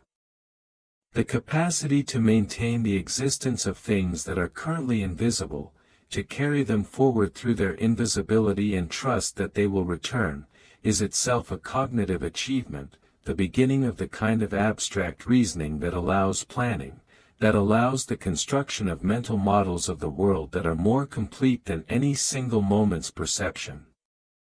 Cale's mind, in this regard, is doing something that very few minds in the history of the world have done at this level of generality and intention. He is maintaining a model. Not a model of a specific object, the star, though that is where it began. He is maintaining a model of the relationship between visibility and existence, the crucial understanding that the unseen is not the unreal. This is the thinking that will, in 70,000 years, allow his descendants to speak of things they have never directly perceived, electrons, black holes, the interior of living cells, the minds of other people, with the same confidence they speak of things directly before their eyes. He does not know this. He knows only that his star is there, above the morning sky, waiting for night the way he has learned to wait for it. And this knowing has changed, subtly but completely, the quality of his days. Daytime is no longer a simple time of warmth and activity and visibility. Daytime now has a sky with hidden things in it. The blue above him is not an empty blue, it is a full blue, so full of light that the other lights within it cannot be seen. He moves through his days now with an added layer of awareness, a background attention to the sky that was not there before, an orientation upward that is quiet but persistent, like a low musical note that does not stop even when louder sounds arrive. Sama is already awake when Cale moves to find her. She is sitting at the edge of the overhang's shadow, in the first line of morning sunlight, and she is doing what Cale has come to understand as her particular form of thinking, holding very still, her eyes open but not focused on anything near, her hands quiet in her lap, her face carrying the expression of a person whose attention is entirely directed inward, toward whatever internal landscape she navigates in these still moments. She does not look up when Cale approaches. She does not need to, she has already registered his footfall, the specific rhythm and weight of his particular step, and has made room for his presence without interrupting her stillness. He sits beside her. He looks where she looks, which is toward the eastern sky, toward the place where the star will be tonight. The sky there is pale gold and pale blue, the colors of early morning, and there is nothing to see, and yet they both look, in the easy companionship of people who share something without needing to speak about it. After a long time, Sama makes a sound, not the sound of the star, but a sound that seems to contain the star along with other things, a sound that carries the whole arc of the night they have just passed through, the storm, the darkness, the reappearance. Cale answers it, and his answer contains his own arc, his own version of the same night, and for a moment the two sounds exist together in the morning air like a conversation that requires no interpretation because each party already knows exactly what the other means. This is what language will always be, at its deepest level. Not just the transfer of information from one mind to another, but the recognition that the other mind has its own version of the world, its own experience of the same sky, and that the gap between those two private worlds can be briefly bridged by the right sounds made in the right order. Sama and Cale, on this morning after the storm, are at the beginning of that bridge. The bridge is made of two sounds. It will grow, in the coming millennia, into every language that has ever been spoken, every poem that has ever been written, every conversation that has ever made a person feel less alone in their private experience of the world. There is a child in the band whose designation, the sound made specifically for her, is something like Ida. She is perhaps 8 years old, though no one is counting, and she has the particular quality of 8-year-olds in all eras and all worlds, a capacity for sustained, unself-conscious attention that the older people around her have mostly lost. She watches things with complete absorption. She follows ants. She holds insects carefully and turns them in her fingers, looking at them from every angle, returning them to the grass when she is done. She is the child who notices the things that adults have stopped noticing because the adults have seen them too many times and labeled them, in their wordless internal catalogs, as known. She follows Kale sometimes in the evenings. Not because she has been asked to, not because there is any explicit invitation, but because children in this world learn everything through proximity and imitation, and Kale's habit of going to the ridge and looking at the sky has, over time, made the ridge and the sky the kinds of interesting things that an intensely curious 8-year-old wants to know more about. She sits near him but not beside him, respectful of the invisible boundary of his focused attention, but close enough to see what he sees, to orient her gaze the way his gaze is oriented, to learn from his noticing. He was aware of her for several evenings before he acknowledged her. Not because her presence was unwelcome, it wasn't, but because the territory of his evening sky-watching had always been interior territory, a private world, and accommodating another person in it required a kind of repositioning that took time. But she was patient, as children who truly want something tend to be patient, and eventually he turned to her and she looked at him with eyes that said, clearly and without words, "I want to see what you see." He pointed at the star. Sama's star, his star now, perhaps, the star they share. He pointed and he made the sound they have been developing across the weeks since Sama gave it to him, the sound that has settled now into something consistent, something that he makes the same way every time, that is becoming the kind of sound that exists with the stability of all true names, established, agreed upon, no longer feeling made but feeling discovered, as though it was always the right sound for this light and the two of them simply found it. Ida looked at the star. She looked at him. She looked at the star again. He made the sound again. She looked at him with the expression of a child who is very focused on learning something precise, the expression of a child who knows the difference between approximately right and wants exactly right. She tried the sound. It came out differently than his, higher, slightly longer, with a quality of uncertainty that made it more of a question than a statement.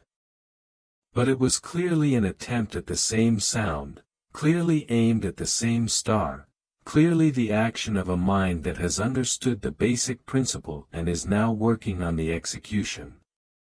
He nodded. In this world, the nod does not yet exist in its modern form, the gesture for agreement is different, a slight forward lean of the whole upper body rather than just the head. He made that gesture. She made the sound again, better this time, closer. He made the gesture again. She looked at the star and made the sound a third time, almost right now, almost his exact sound, with just enough of her own quality remaining to make it recognizably hers rather than a copy. And here is where something new happened, something even Kale had not anticipated, because anticipating it would have required a theory of what was happening that he did not yet have. He gave her another sound. He pointed at a different star, not Sama's star, but one nearby, a cluster of dim stars that he had been looking at since the night of the storm with a particular quality of attention, a cluster that had, in his interior catalogue, begun to feel distinct from the undifferentiated background of all stars. He pointed at it and he made a different sound, a sound that came to him in the moment, unrehearsed, the sound that this particular cluster of dim lights produced in his chest and his throat when he looked at it with full attention. She looked at the cluster. She looked at him. She made the sound, her version of it, her 8-year-old voice giving it a slightly different texture than his but unmistakably the same sound. He made the forward lean. She made the sound again. And on the ridge, in the warm evening, under the patient and uncountable sky, the two of them had, between them, 2 stars with names. 2 lights in the infinite dark that could be referred to, thought about, brought into mind even in the daylight, even with eyes closed, even in the absence of the sky. 2 lights that had been raised up from the anonymous background of all light and given, by agreement, an identity. This is the thing that language does. This is the only thing that language does, at its root, underneath all its subsequent complexity and beauty and power. It separates.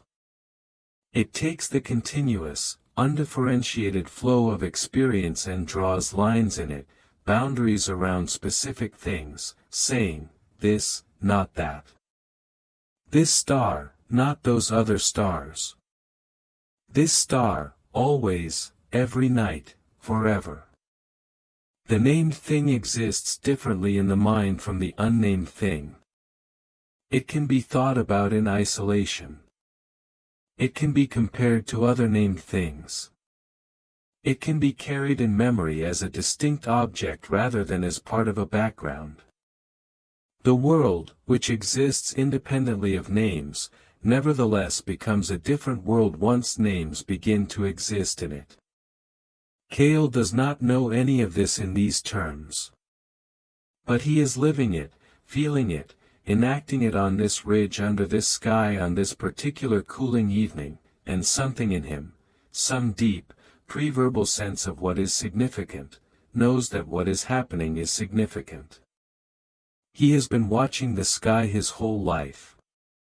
But he has been watching it the way you watch water, as a whole, as an undifferentiated field, beautiful and endless and impossible to hold.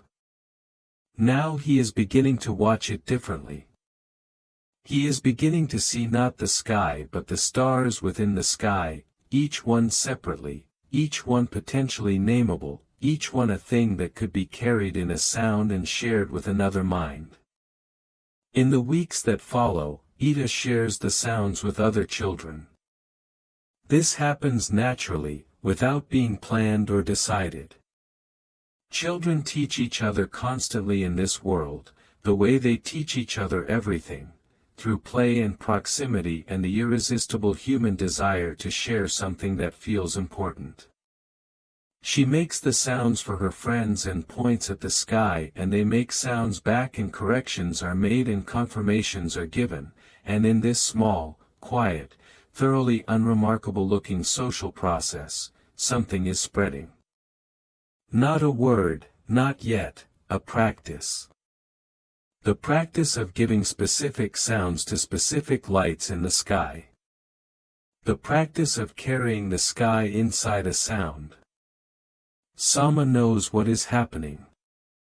She watches it with the equanimity of someone who has long since made peace with the idea that gifts, once given, find their own paths. She gave the sound to Cale and Cale has given it elsewhere, and elsewhere has given it further, and the sky she has been watching alone for 30 years is beginning to be inhabited by the sounds of other people's noticing. This is not a loss. It is, if anything, a relief, the relief of someone who has been carrying something heavy alone for a long time and has finally found other hands willing to share the weight. She sits beside Cale on the ridge one evening when Ida and 2 of her friends are also there, the children lying on their backs on the warm rock looking up, making their sounds for the stars they have names for and attempting sounds for the stars they don't yet, trying things out, a laboratory of pure experimental wonder conducted by 3 children who have no idea they are doing anything unprecedented. Sama watches them. She watches the way their faces look turned upward toward the sky, open, absorbed, the particular expression that wonder produces in human faces across all times and places, an expression of the self becoming temporarily smaller in the presence of something much larger. She makes her sound. Kale makes his. Below, from the direction of the camp, someone calls one of the children's names, a parent looking for a missing child, the ancient and eternal pattern of adults and children playing out its evening scene. The children scramble up and run back toward the fire, taking their sounds with them. Kale and Sama remain, as they often do, the last ones on the ridge, sitting with the stars and the warm stone and the cooling air and the quiet that follows when children leave. She reaches over, briefly, and touches his hand with the tips of her fingers. It is the lightest possible contact, barely felt, gone in a moment. But it carries, in the vocabulary of touch that these people possess in abundance, a meaning that has no word in any language. It means something like, what we have done together, here, is something I will carry to the edge of my life, and I want you to know that I know.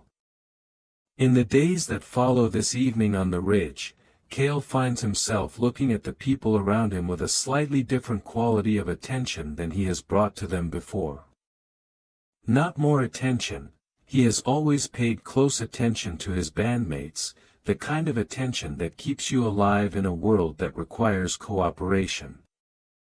But different attention. The naming of the star has changed something in the way he sees, or perhaps in the way he processes what he sees, and the change has spread beyond the sky into the landscape and the fire and the faces of the people he loves. He looks at Rha preparing food in the morning and he sees not just the familiar woman going through her familiar routine but the particular way her hands move, efficient, precise, practiced to the point of artistry, the movements of someone who has done this so many times that the hands have learned it independently of the mind and can perform it while the mind does something else. He has watched her prepare food hundreds of times. He has never looked at her hands the way he is looking at them now. He looks at old Gara telling a story to the children, the gestures, the expressions, the way her voice moves up and down to indicate different characters or different qualities of events. He has heard Gara's stories since he was a child himself. He has never noticed before the artistry in them, the way she builds expectation and then satisfies it, the way she uses repetition to create rhythm, the way the children lean forward at exactly the moments when she leans back, as if the energy she withdraws from the telling is transferred directly to the listening. She is a storyteller. He is only now understanding what that means. Something has opened in him that was not opened before. Not opened by the naming alone, the naming was a focus, a specific act that crystallized something that had been forming for a long time. But the naming was the crystallizing moment, the moment when what had been gathering became solid. What had gathered was attention, the quality of attention he had been practicing on the ridge, the long, patient, aimless-seeming attention that turns out to be the most productive kind, the kind that allows the world to show you what you were not looking for.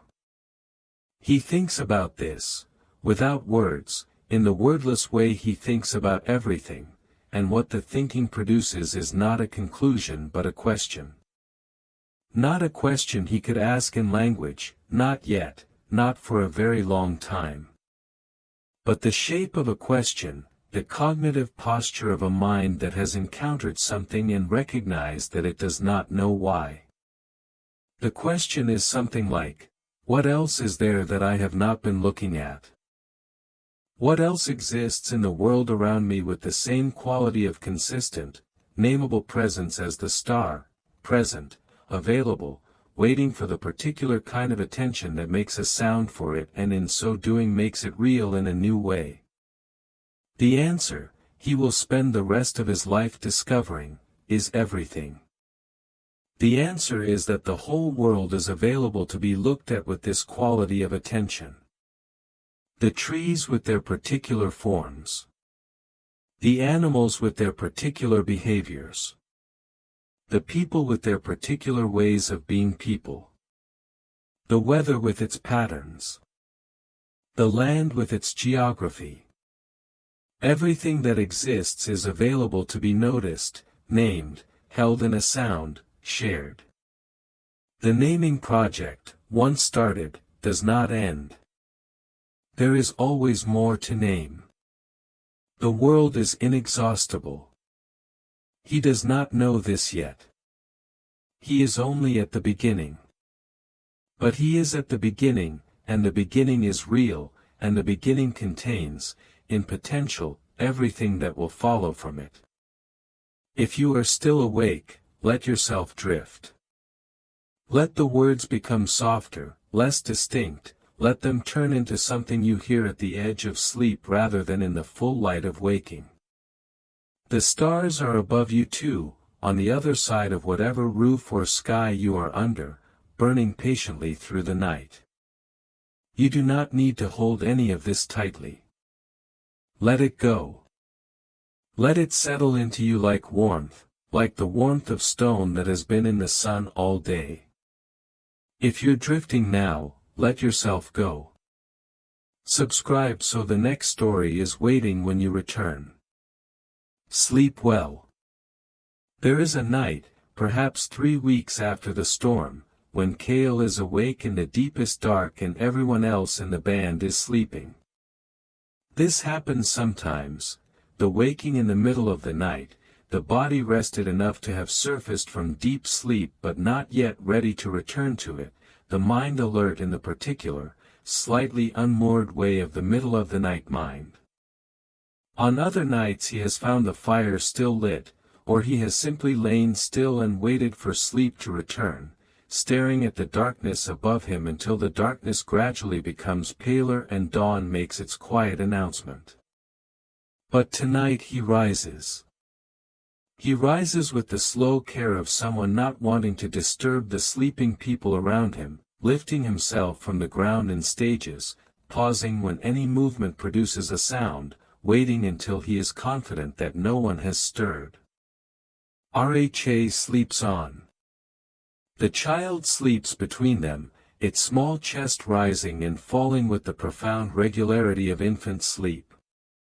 The other members of the band are scattered shapes in the darkness, their breathing audible, all of it together producing a low, warm sound that Cale has always found soothing in its collective quality, all those people, all those sleeping bodies, each one safe in this moment, each one carrying its particular life into the morning.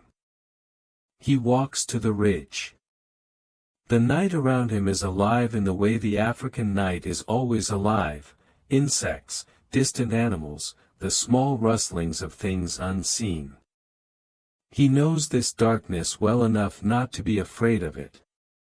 He knows the sounds, can categorize them with the accuracy of long experience, can tell the difference between the movement of a large predator and the movement of a small scavenger by nothing more than the quality of a sound at a distance. He moves through the dark with the quiet confidence of someone who has grown up knowing it, who understands it not as the absence of light but as a presence in its own right. The hill is as it always is, warm stone, the smell of dust and dry grass, the slight elevation above the surrounding land that makes the sky feel slightly larger, the horizon slightly further. He sits. He looks up.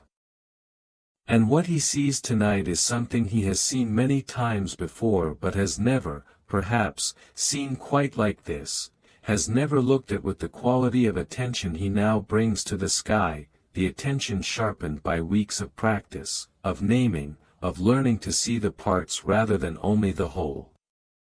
The Milky Way is directly overhead. Not the smeared, partial impression of it that people in lit cities see on clear nights, but the real thing, the full, overwhelming, impossible reality of it as it appears in a sky untouched by any human-made light, in a land where the only lights at night are the stars themselves and the occasional distant fire. It is not a streak of pale light. It is a river. A river of stars, so numerous they cannot be individually distinguished but so present they cannot be denied, an arch of luminosity that spans the entire vault of heaven from one horizon to the other, so thick in its center that it seems to have texture, to have depth, to be something you could put your hand into. Cale looks at it for a long time without moving. He has no word for it. He has no framework for it. He does not know what it is, does not know, cannot know, that he is looking at the combined light of 200 billion suns, that the arch above him is the disk of the galaxy seen edge-on, that he is a small biological entity clinging to the surface of a medium-sized rock orbiting one unremarkable star among 200 billion. That the light reaching his eyes in this moment has been traveling since long before his species existed. He knows none of this. And yet something of its scale enters him. Not as data, not as information, but as direct experience, the experience of looking at something so much larger than you that the comparison is not useful, that the words larger and smaller become insufficient because they imply a scale on which both things can be measured, and this scale does not exist. He is a warm-blooded mammal looking at something that contains more stars than there are grains of sand on all the beaches of the world he has ever walked. His nervous system was not built to hold this. His mind, which is capable of extraordinary things, was not built to fully comprehend it. And yet here he is, looking, and here it is, being looked at, and in the gap between his comprehension and the thing itself, something is happening that no other process in the universe can produce. Wonder. Pure, wordless, overwhelming wonder, the feeling of consciousness encountering something that exceeds it and not retreating, not turning away, but opening wider instead, as if the self can be made larger by the size of what it is paying attention to.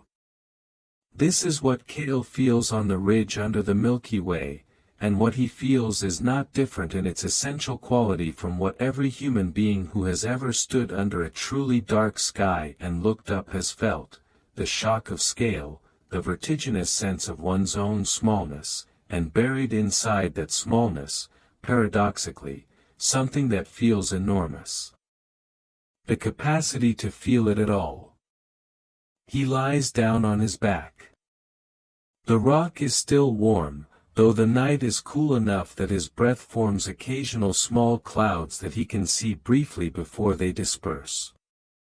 He lies with his arms at his sides and the whole sky above him, and he allows himself, perhaps for the first time in his life, to simply look without any purpose at all.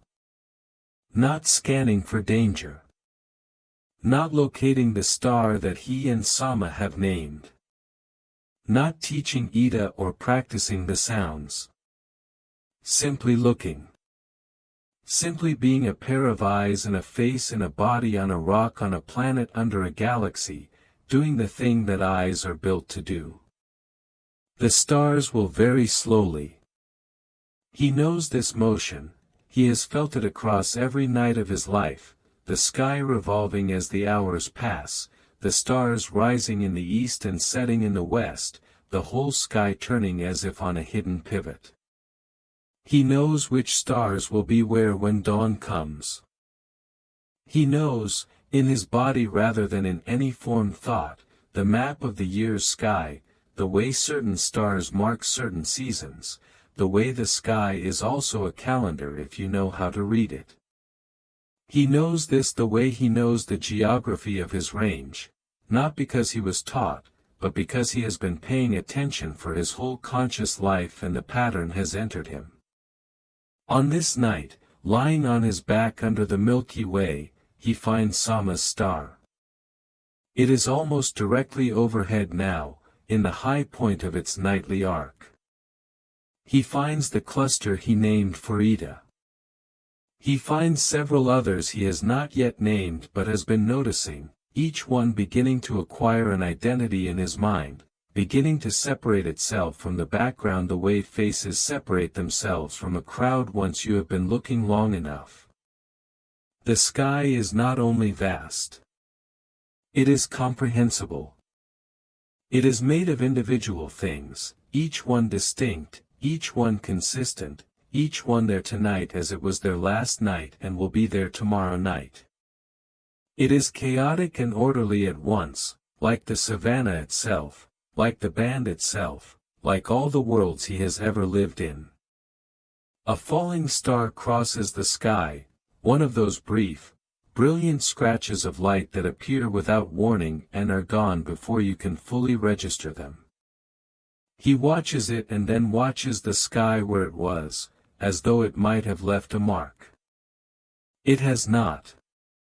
The sky is unmarked. The stars continue as before. Whatever that falling light was, it is not the same as the stars, it moves, it crosses, it disappears. The stars stay. This distinction, between the permanent and the transient, between the fixed and the moving, is one that Cale has been accumulating for weeks, and it has become, in his inner life, one of the organizing principles of his relationship with the sky. Some lights move. Some stay. The ones that stay can be named. The ones that move pass through the names of others without being named themselves. The night is at its deepest. The cold is reaching through his hide now, and he should go back to the warmth of the sleeping band and the fading coals of the fire.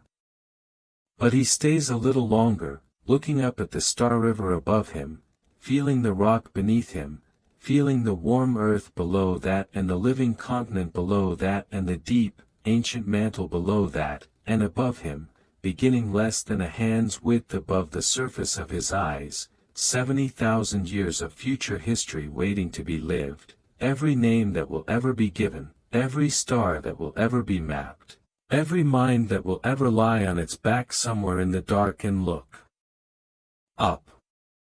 He breathes. The Milky Way breathes too, in its own impossibly slow way, turning over the course of a human night in a way that is too slow to see but real, always moving, always burning. He is a single warm point of awareness in a cold and indifferent universe. He is also, and this is the thing, the universe looking at itself. The only instrument capable of that, in all the long history of this particular arrangement of matter. And whatever that means, whatever words will eventually be found for it, whatever philosophies and religions and sciences will eventually be built around it, tonight it means this: a young man on a warm rock in an ancient land, looking up, looking up, looking up. Dawn comes the way it always comes, not all at once, but in stages, a gradual lightening of the eastern sky that begins long before anything recognizable as light appears.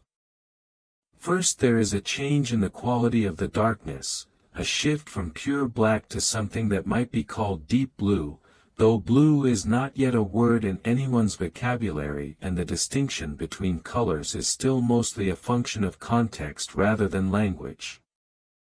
Then the horizon begins to define itself, a line where the land ends and the sky begins, faint at first, then increasingly clear, until the two great expanses separate from each other into their respective identities and the world is again divided into above and below. Cale returns to the camp in this pre-dawn hour. He moves through the long grass with the easy confidence of a man who knows where he is going and is not in a hurry.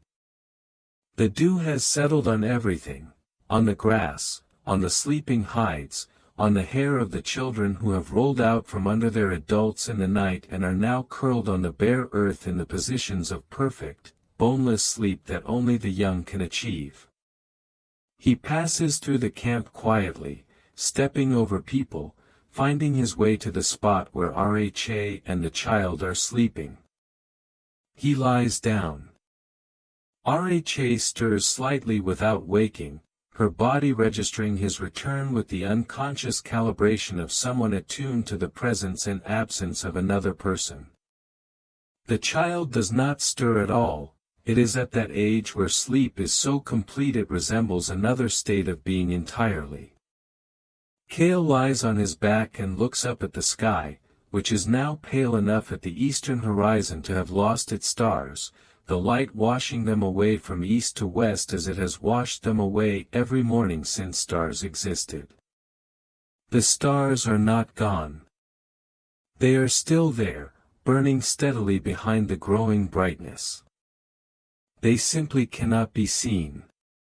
He closes his eyes. The sounds of dawn begin around him, the first birds, more cautious than the full morning chorus, individual voices sounding out from the trees and grasses with the exploratory quality of things testing a new space. The insects of the night are quieting. The insects of the day have not yet started. In the gap between these two shifts, there is a brief, extraordinary silence, perhaps 30 seconds of near total quiet, neither night nor day, neither dark nor light, the world between its own two halves, balanced on a threshold that passes so quickly it might not exist at all. He hears it. He has always heard it. He has been awake at this hour enough times that the silence before dawn has become something he knows the way he knows the sound of Rha's breathing or the particular sound a fire makes when it needs a new branch. But this morning he hears it with a quality of attention that is different, that is richer somehow, informed by the night behind him and the star river he has been lying under and the understanding that has been building in him across the weeks of watching and naming. The world is old. He does not have a word for old in the sense he means, old beyond any human time, old in the sense of the rocks beneath him and the sky above him and the continuous burning of the stars that were burning before the savannah existed and will be burning after the savannah is gone. He does not have a word for it, but he has a feeling for it, and the feeling is something like awe, and something like peace, and something like the specific comfort that comes from being very small in the presence of something very large that means you no harm.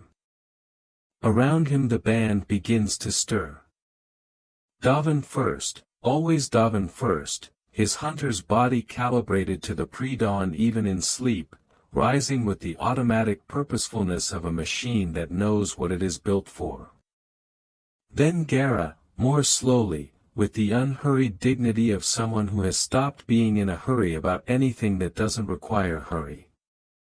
Then the children, who wake with the sudden completeness of children who are ready to be awake and want the world to immediately provide them with things to do. One by one, two by two, the band assembles itself from its sleeping positions into its waking ones, each person following their morning habit, the person who always checks the surrounding grass first, the person who always tends the fire first, the person who always stretches with arms overhead before doing anything else. Kale watches all of this with the tender attention that the long night under the stars has somehow intensified. These people.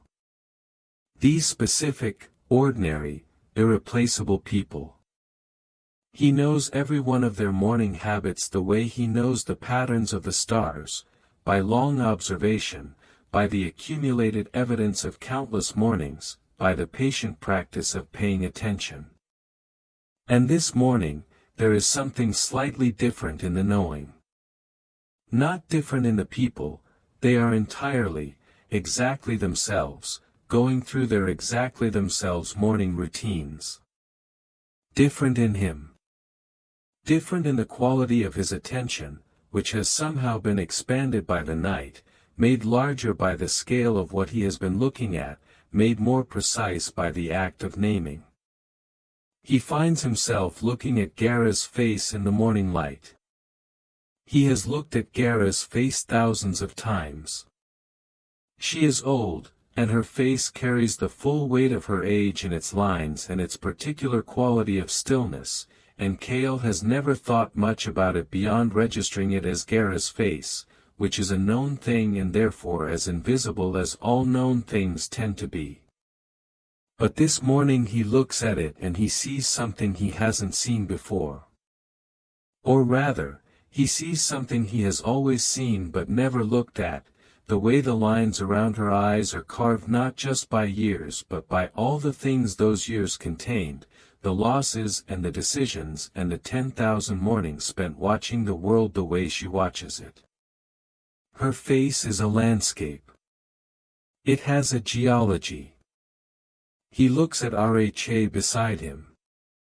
She has sat up and is nursing the child with the slightly unfocused gaze of a woman doing something so familiar it requires no conscious attention, her mind free to be somewhere else while her body does what her body knows how to do. He looks at her with the same quality of new attention, this woman he sleeps beside, this woman whose voice he knows in the dark, and he is struck, physically, almost, the way thunder strikes, by the fact of her. By the fact that she exists. By the fact that she is here, on this morning, on this earth, under this sky, breathing. Is this what the stars have given him? This capacity for noticing what is already in front of him, this ability to see the familiar as though for the first time. He does not ask himself this question, he does not have the language for it. But the experience is real, and it will stay with him, and in some sense it is the most important thing that has happened in all the weeks of watching and naming and lying under the Milky Way. Not the stars themselves, but what the stars taught him about how to look. Not the sky, but what the sky showed him about the earth. The morning moves forward. Food is prepared and shared. Someone has found early berries and brings them back in cupped hands, distributing them with the careful fairness of a community where fairness is both ethic and survival strategy. The children eat with enthusiasm. The adults eat with the slightly abstracted quality of people who are already thinking about the day ahead. Davin is looking at the sky, not for stars, but for weather, the practical sky of a hunter assessing the day's conditions. Gera is telling something to two of the younger women, pointing periodically at the ridge to the east, explaining something about the geography of the range. Cale eats his share of the berries and watches the sky turn fully blue. The last star is gone now, the last visible one, vanished into the daylight. But he knows they are there. He knows the star that he and Sama named is up there, behind the blue, burning away with its ancient indifference to whether the atmosphere below it is too bright for human eyes to see it. He knows the Star River is there, the 200 billion suns carrying on their uninterrupted business while the small warm planet below them goes about its much more complicated and much more fragile affairs. He could not explain what he knows, to anyone, in any language. He does not have the language. But the knowledge is real, and it is his, and it has changed the shape of his inner world in ways that will not be undone. The sky is not just above him. The sky is a country he has been learning to read. And in that country, certain lights have names now, and the names have changed something, have made the sky smaller in the sense of more known and larger in the sense of more real, the paradox of naming, which always both limits and expands the thing it touches. The morning deepens. The heat begins its daily increase. The band disperses into the rhythms of the day, hunting, gathering, tending, playing, resting. Everything is exactly as it was before. The sky is exactly as it was before. And yet something has changed that will not change back. Not a tool. Not a fire. Not a shelter. Something invisible, something that lives entirely in the relationship between a mind and the world it inhabits. The beginning of the long, unfinished project of human understanding. A name for a star. A sound given to a light. Two minds agreeing. And in that agreement, a world made slightly more legible. The children are playing near the water. They have found a stretch of the dry riverbed where the sand is still damp from the rains of several weeks ago, and they have discovered, as children discover everything, that wet sand holds the shape you give it. They are pressing their hands into it and looking at the impressions left behind, the shapes of their palms, the shapes of their fingers, the deep hollows where their knuckles pressed hardest. They are making marks that hold. They are leaving traces of themselves in a material that is willing to receive them, and the pleasure in this is visible in their faces, the pure, uncomplicated pleasure of making something that was not there before. Cale watches them from a slight distance. He watches the way they examine their own handprints, the way they press two prints side by side to compare them, the way the older children help the younger ones make clearer impressions by guiding their hands with the right amount of pressure. He watches all of this with the quality of attention that has become his characteristic mode, the attention that does not demand, that does not analyze, that simply watches and allows what it watches to be present in all its specific detail. There is something in the children's game that relates, in some way he cannot quite articulate, to what he has been doing on the ridge. The children are making traces of themselves in the sand. He has been making, what? Not physical traces. Sounds in the air, which dissipate immediately. And yet the sounds, unlike the handprints in sand, do not dissipate, or rather, they dissipate physically but persist in a different medium, in the minds of the people who heard them, in the agreement between those minds about what the sounds mean. The handprint in the sand is a trace of the hand.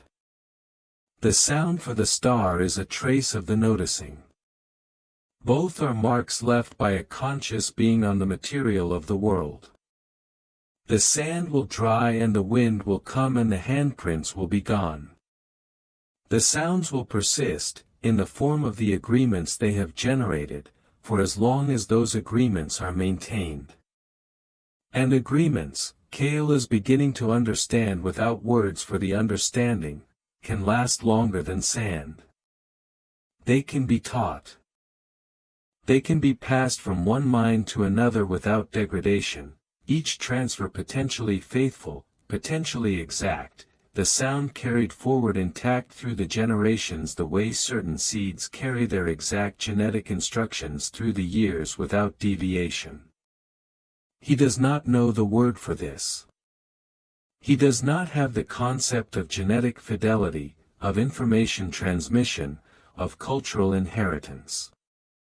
But he has the experience of learning Sama's sound, and the experience of teaching it to Ida, and the experience of hearing Ida teach it to others, and in that chain of experience he has felt the quality of something being passed that remains itself in the passing, that does not change shape the way water changes shape, but maintains its form, the way a seed maintains its form, arriving at the other end of its transmission ready to grow the same thing again.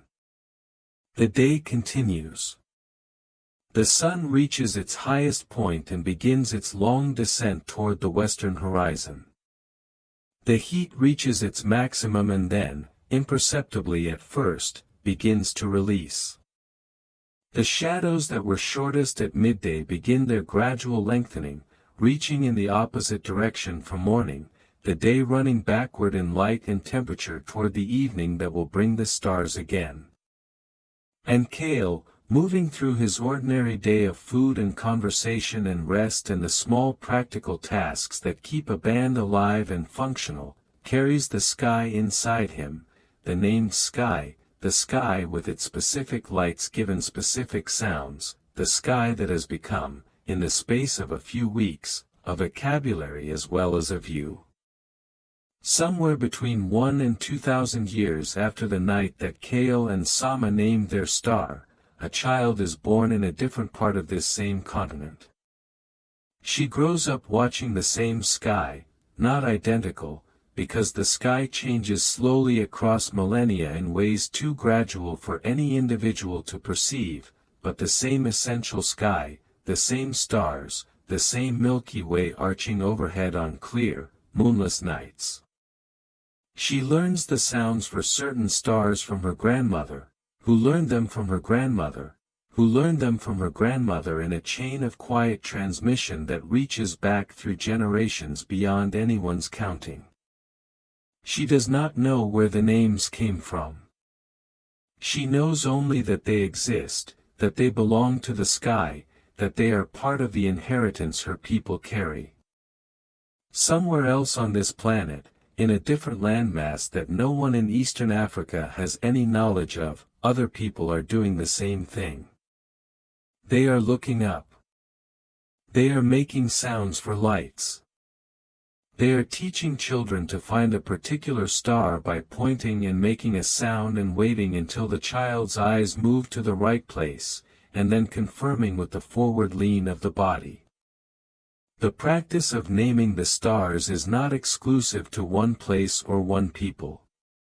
It is happening everywhere that human beings live under open sky, which is everywhere, because in this era there is no other kind of sky to live under. The names are not the same. The star that Kale and Sama named is called, in different communities across different landscapes, by sounds so different from each other that they would not be recognizable as names for the same thing. This does not matter. What matters is not the particular sound but the act of looking at one light among thousands and saying, that one, specifically, with this sound, always. The act of agreement. The act of making the sky available to thought. 30,000 years pass. This is an incomprehensible span of time if you try to feel it directly, so perhaps it is better not to try. In 30,000 years, ice sheets advance and retreat. Sea levels rise and fall by amounts that reroute rivers and connect continents. Animals that were common become extinct and animals that were rare become common. The human population of the world, still very small by any future standard, shifts and moves and diversifies, following the resources and the changing climate, spreading into territories that no one in Kale's time knew existed. In all of this time, the stars are being named. Every community, every band, every tribe that grows from a band, they look up. They make sounds.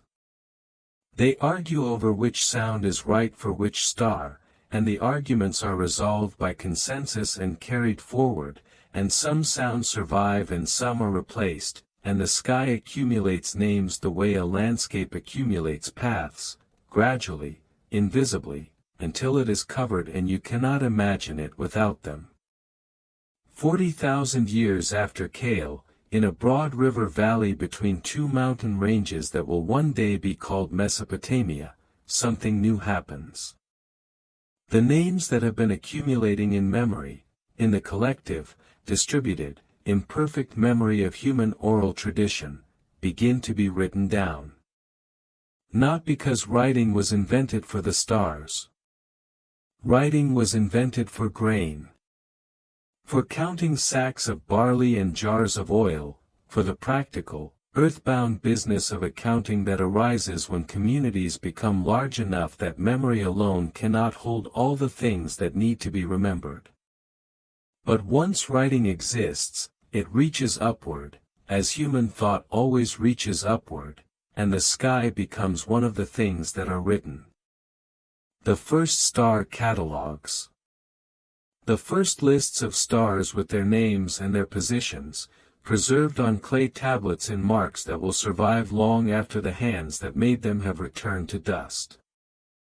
The sky is being remembered in a new way now, not in the living tissue of human minds, transmitted from one generation to the next in the fragile, changing medium of oral tradition, but in marks that will remain. Fixed marks, like fixed stars. A sky that will not change with each retelling. The names in those early catalogs are not Cale sounds. They are in languages that did not exist when Cale lived, belonging to traditions of thought and observation that are many thousands of years more developed than anything that happened on the ridge. But they are descended from Cale's sounds. Not in any traceable, genealogical sense, not because anyone carried his particular sounds across the intervening generations and translated them into Sumerian. But in the sense that the practice, the habit, the accumulated human conviction that the sky should be named and the names should be taught and the names should be preserved, this is the inheritance. This is what was given, in the space between two people making sounds on a warm rock, and what grew from it is everything that followed. Then the Greeks. Then the Arabs. Then the Europeans of the Renaissance, reclaiming the Greek names through Arabic transmission, adding their own, building the great collaborative structure of astronomical naming that still exists today. Aldebaran. Betelgeuse. Rigel. Sirius. Polaris. Every name a small act of the original act, a human mind looking up and saying, that one, specifically, with this sound, always. Every name carrying within it the same impulse that moved in Cale's chest when he looked at Sama's star for the first time and understood that it could be held in a sound. Then Galileo, who turned a tube of glass toward the sky and found that stars are not what the eye suggests, that they have companions, that they have surfaces, that the Milky Way resolves into individual points of light too numerous and too distant to count individually with the naked eye. Then Newton, who understood the force that holds the stars in their courses, the same force that holds the dew on the morning grass and Cale's feet on the ridge. Then the spectroscopists of the 19th century, who found that starlight, split through a prism, tells you what the star is made of, that the stars are made of the same elements as the earth, that the universe is not divided between the earthly and the celestial but is one continuous substance expressing itself at different scales and temperatures. Then Hubble, in the 1920s of the current era, who pointed a large telescope at a fuzzy patch of light in the sky and found that it was not a cloud but a galaxy, a separate galaxy, millions of light years away, containing its own 200 billion stars. And then another. And then another. The universe expanding in human understanding the way it had already been expanding in physical reality for 14 billion years, outward, always outward, without apparent limit, a revelation that would have been completely incomprehensible to anyone who had not been looking up and asking questions for 70,000 years. Then the photographs. The first photographs of stars, blurry and small and revolutionary.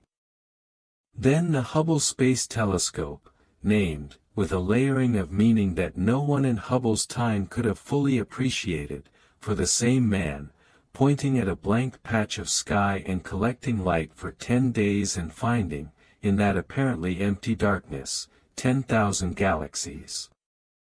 10,000 galaxies in a patch of sky no larger than a grain of sand held at arm's length. Each galaxy containing its hundreds of billions of stars. Each star potentially with its worlds. The universe a library beyond any comprehension, beyond any naming, beyond any instrument yet built. And yet the naming continues. We name stars. We name galaxies. We name the features on the surfaces of distant moons. We name the winds on other planets and the craters on asteroids that will never be visited. We cannot stop naming. It is what we do. It is what we have always done. It began on a ridge in eastern Africa, with a young man and an old woman and a sound for a light, and it has never stopped, and it will not stop, and every name that has ever been given to anything in the sky carries in it, at its deepest root, at the level below all etymology and all language, the same simple, irresistible human impulse. I see that. I want you to see it too. Let us agree on a sound. The star that Cale named is still burning. Not the same atoms, stars are furnaces, consuming themselves, transforming hydrogen to helium in the nuclear processes that produce the light that reaches our eyes. But the same star, the same object, identified by the same position in the sky, carrying names that have changed many times across 70,000 years while the star itself has not changed at all, or has changed only in the way that long-lived things change, slowly, almost invisibly, on a timescale that makes human history look like the flicker of a single heartbeat. Photons left that star tonight. They will travel at the speed of light through the empty dark, and some of them will reach the earth, and some of those will reach the part of the earth where you are lying, and they will pass through whatever separates you from the open sky, and if you were outside with your eyes open they would arrive at the back of your eyes and be converted into the electrochemical signal that your brain interprets as sight. Those same photons, having traveled whatever distance separates that star from this small warm planet, would show you exactly what Cale saw. The same star. The same light. Between Cale's eyes and yours, every human lifetime that has ever been lived has passed. Every war, every epidemic, every invention and collapse and reinvention. Every language that has ever risen to its peak and declined into silence. Every city built on the plain and abandoned to the desert. Every ship that crossed water that had not been crossed before. Every child born into a world it did not ask to enter. All of this, all the uncountable billions of individual lives, has passed in the time between his looking and yours. And the star was above every one of them. It was above the first city. Wherever that first city was, in the river valleys of Mesopotamia or along the Nile or in the Indus Valley, the star was above it, and the people in it looked up and made their sounds for it, and those sounds are in the clay tablets that still exist, preserved in the dry earth of collapsed civilizations, waiting for scholars with the right training to read them. The sounds have changed. The star has not. It was above the crossing of the land bridge that brought the first people to continents they had never seen, the Ice Age migration that brought human beings to the Americas while much of the world's water was locked in glaciers and the sea level was low enough to walk from Asia to what would become Alaska. Those first crossers looked up at the star from the edge of a continent they did not yet know was a continent, and it looked back at them exactly as it had looked at Cale, exactly as it will look at you if you go outside tonight and find it in the sky. It was above every battle ever fought. Every treaty ever signed. Every child ever born, every last breath ever taken, every moment of ordinary and extraordinary human life, across all the years. It was not watching. It was not recording. It was simply there, burning, as indifferent to human history as the ocean is indifferent to the weather, as the stone is indifferent to the hand that shapes it. But its light fell on all of it. On all of them. On every face that ever turned upward in wonder or grief or longing. This is the continuity. Not the continuity of memory, which is always partial and imperfect and subject to distortion. Not the continuity of language, which changes so completely in 70,000 years that no living person could understand the sounds Cale made. The continuity of light, of the actual physical photons traveling through the actual physical vacuum of space, arriving at this planet and at these eyes, carrying the same information they have been carrying since they left their source. Cale looked at starlight. You look at starlight. In between, an entire civilization of 70,000 years. Above it all, the same patient burning. There is a thought that lives on the edge of sleep for many people, a thought that comes in the particular looseness of the mind that lies halfway between waking and dreaming, when the ordinary logic of the waking world has relaxed its grip but the mind is still present enough to have something like thoughts. The thought is something like this: all of this has been here before me, and all of this will be here after me, and I am moving through it like a thread being drawn through cloth. And in that moving, briefly, I am part of the pattern. This is not a comfortable thought in its fully waking form. Fully awake, it carries implications about mortality and insignificance that the waking mind tends to resist. But in the half-sleep state, it loses those implications. It becomes simply true, and true in a way that is not frightening but settling, the settling of something that has been held at arm's length finally being allowed to rest. You are small. The universe is vast. This is not a problem. This is just the situation. Cale lived in this thought constantly, not because he was more philosophically inclined than the people around him, but because he had not yet acquired the defenses against it that language and society and civilization will eventually build. The walls of the human world, the walls made of words and contracts and traditions and explanations, had not yet been constructed.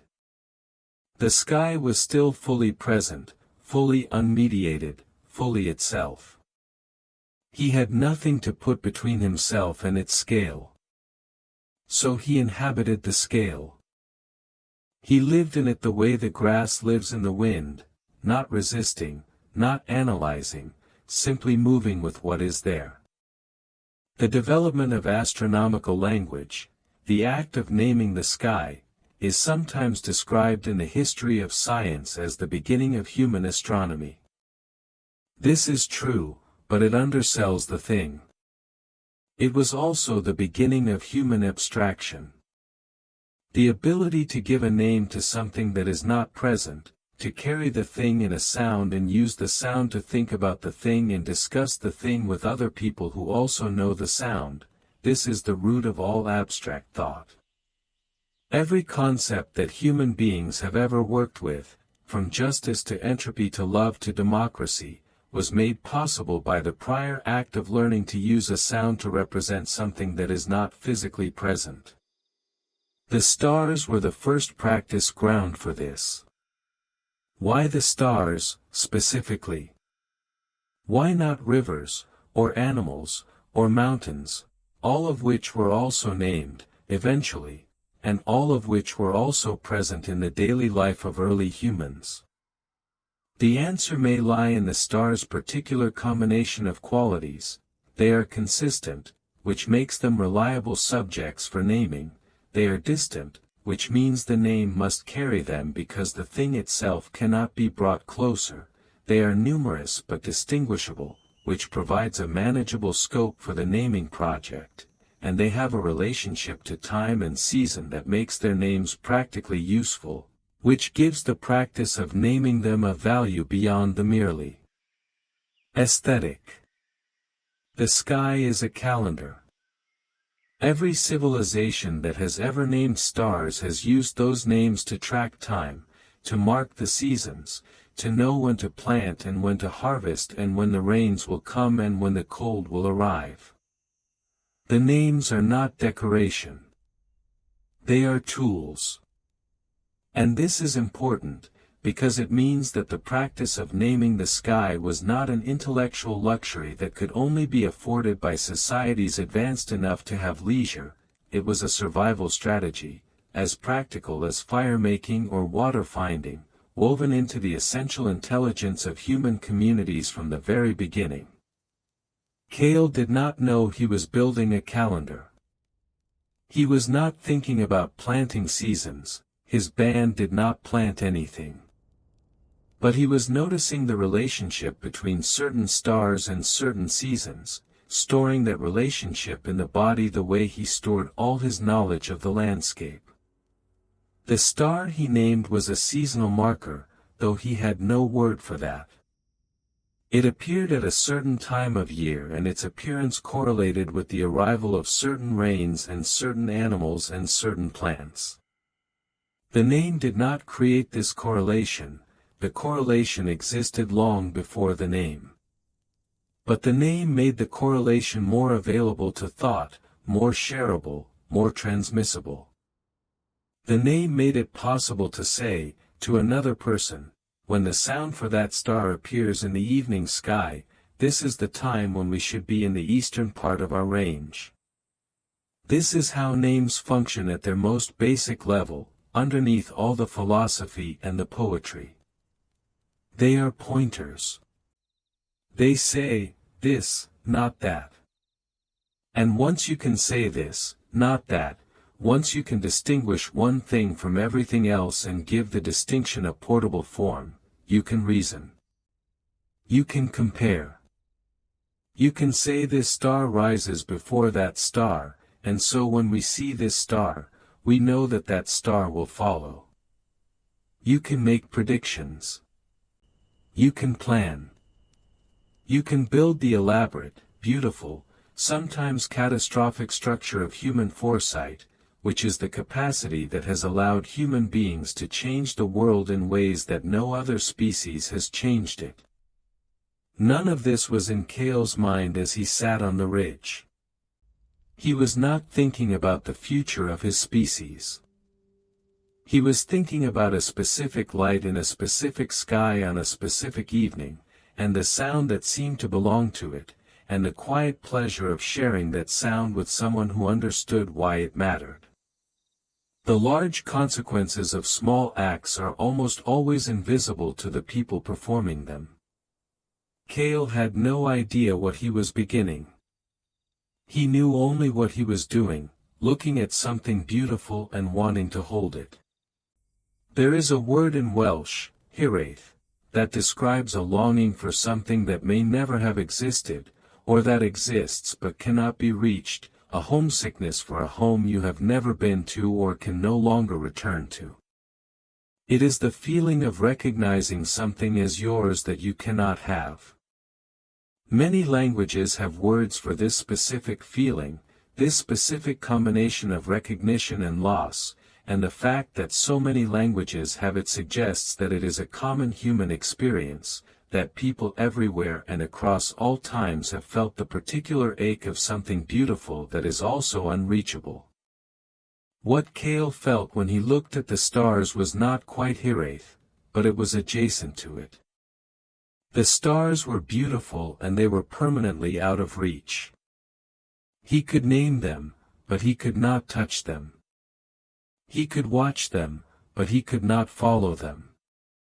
They were his, in the sense that he had given them names, and they were not his, in the sense that they were ancient and enormous and utterly indifferent to whether he existed.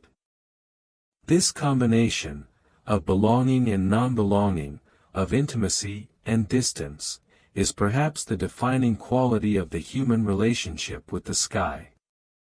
We claim it with our names.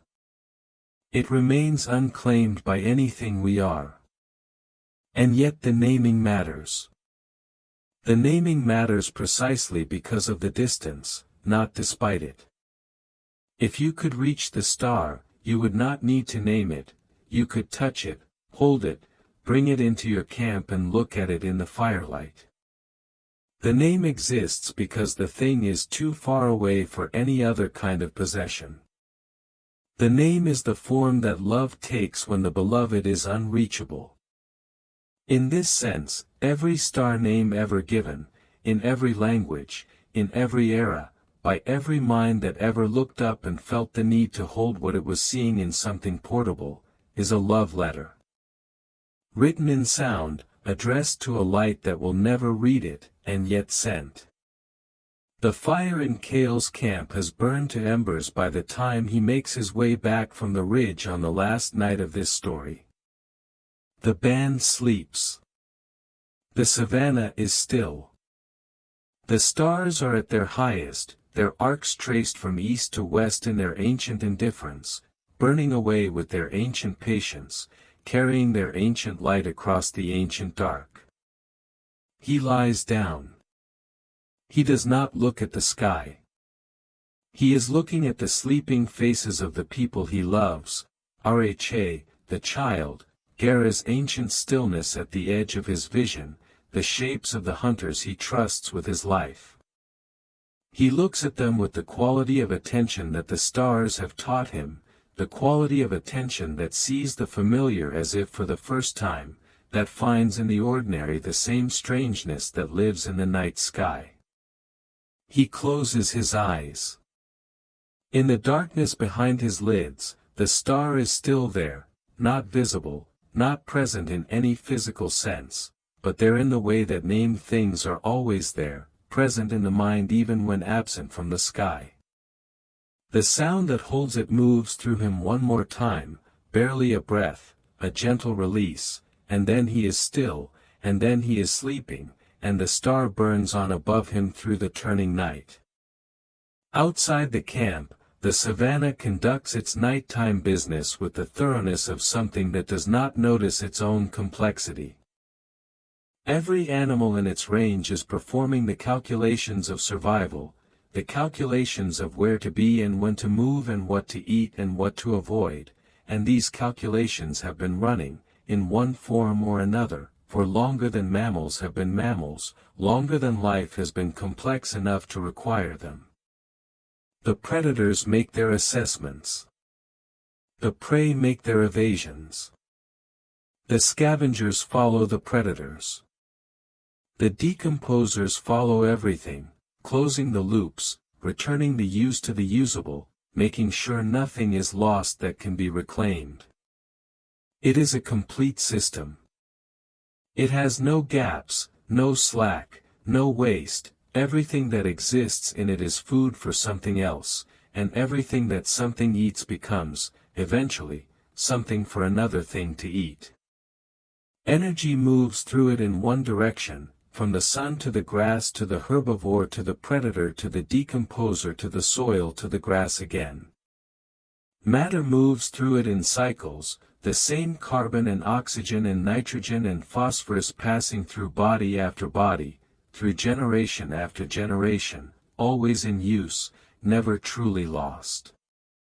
The savannah is, in the language of systems that will not exist for 60,000 more years, highly efficient. It has had 5 million years to optimize itself and it has taken full advantage of every one of them.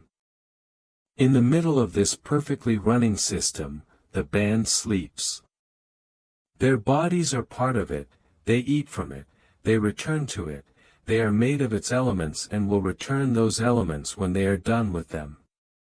But they are also separate from it in a way that no other part of it is separate. They know they are in it. They have begun to name it. And in the naming, they have begun to step outside it, not physically but cognitively, to see it as a system from a slight remove, to be inside it and simultaneously able to observe it from outside. This is the paradox of human consciousness. We are the savannah thinking about the savannah. We are the universe looking at the universe. We are inside the thing and also able to imagine being outside it. This double position, inside and outside, participant and observer, animal and mind, is the source of everything that is both greatest and most difficult about being human. It is the source of art and science and philosophy and religion, all the attempts to make the being inside comprehensible by imagining the being outside. It is also the source of alienation, of the existential unease of a creature that cannot quite be comfortable in its own nature because its nature includes the ability to observe that nature from a distance and find it strange. Kale sleeps without alienation. He is not yet far enough inside the naming project to have created the distance that makes alienation possible. He is at the very beginning, when the naming is still more wonder than analysis, when the words are still closer to feelings than to concepts, when the sky is still present to him as a full sensory experience rather than a set of categorized objects. He is in the moment just before the transition that has been continuing, for 70,000 years, from the direct experience of the world to the mediated experience of the world through language. He is at the threshold. He is about to cross it, or rather, he is in the process of crossing it, which is a process that will take all the remaining time of human history to complete, and may not be complete even then. Sleep.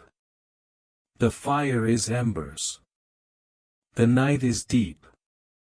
The stars are at their most complete, their most brilliant, their most ancient and most present. And somewhere in the east, where the named star has already begun its descent toward the western horizon, a small warm mammal sleeps on the surface of a small warm planet, carrying in its dreams the sounds of everything it has learned to love, and the sounds of everything it has not yet learned to name, and the long, gentle, inexorable turning of a world that has always had more wonder in it than any one life can hold. You are lying down now. Or you are close to lying down. The day has been whatever it has been, long or short, difficult or easy, full of the small specific demands that make up a human life in any era, and now it is releasing you, or you are releasing it, the way the evening releases the heat it borrowed from the sun. The sounds around you are the sounds of your particular night, perhaps traffic, perhaps wind, perhaps rain on a roof, perhaps the breathing of someone sleeping nearby. All of it familiar. All of it yours. Above you, on the other side of whatever separates you from the open sky, the stars are doing exactly what they have always done. They are burning. They are moving across the sky in their slow arc from east to west, following the track that the Earth's rotation imposes on the appearance of everything above it. They are positioned tonight in the precise arrangement that follows from the positions they were in last night and every night before this one, all the way back through every sky that Kale ever watched, through every night in which a human being ever lay down and felt the day leaving and looked up, or wanted to look up, or remembered looking up from some other time and place. The star that Kale named is up there. You cannot know which star it was, neither can I. The specific identity of the first named star is not something that was recorded, because recording had not yet been invented, and by the time recording was invented the first naming was 70,000 years in the past and as far beyond reconstruction as anything can be. But it was real. It happened. A specific star received a specific sound on a specific evening in Eastern Africa, and that moment was as real as any moment in any recorded history, as real as any battle or treaty or birth or death that made it into writing. The photons from that star are still arriving. They arrive every night, in their continuous stream, bounced off the atmosphere and through it and down to the surface and eventually to the eyes of whoever is looking. They arrive to your part of the world at whatever angle the geometry of the Earth's rotation dictates for this hour and this latitude, and they would show you the same star Kale saw if you were outside and the sky were clear and you knew which star to look at. They arrive with a fidelity that no human transmission can match, unchanged, uncorrupted, carrying the same information they have been carrying since they left the star's surface however many years ago. Light travels at 300,000 kilometers per second. A star that is 100 light-years away is showing you what it looked like 100 years ago. The light that is arriving at your eyes tonight left that star in the year that corresponds to 100 years before the present. A star that is 1,000 light-years away is showing you what it looked like 1,000 years ago. And so when you look at the night sky, you are not looking at the present. You are looking at the past, many different pasts, simultaneously, all layered on top of each other in the same visual field, a mosaic of different times all reaching you in the same moment. Kale's star, if it is a relatively nearby star, might be showing you what it looked like a few dozen or a few hundred years ago. If it is more distant, it might be showing you a light that left it thousands of years before Kale's time. In either case, the light that is falling on the part of the Earth where you are sleeping tonight has been traveling through space since before the first city was built, before the first word was written, before the first map was drawn. It has been traveling through the cold, empty dark, indifferent to everything that has happened on the small warm planet at the end of its journey. There is something restful in this thought, if you let it be restful rather than daunting. The stars do not need you to be awake. They do not need your attention, your recognition, your names. They burn regardless. They have been burning since before you existed and they will be burning after you are gone, and the burning is simply what they do, the way sleeping is simply what you are doing now, the way the earth turning is simply what the earth does, the continuous process of a universe that is very large and very old and very indifferent and, in that indifference, somehow also very beautiful. The band that Kale belonged to is gone. Not vanished, transformed.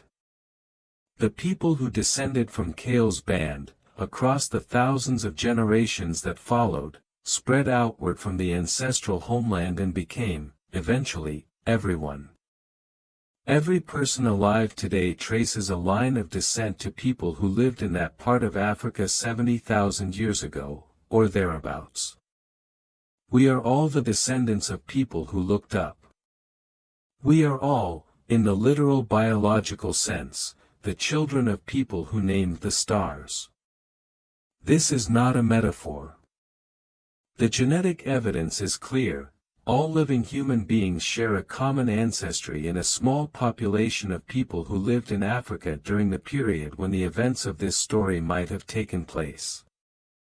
The bottleneck of human evolution, the near-extinction event that left our species with remarkably little genetic diversity compared to other great apes, occurred roughly at this time, and the population that survived it and expanded from it is the source of everyone who has ever lived since. The woman Sama, if she existed, was the ancestor of everyone you know.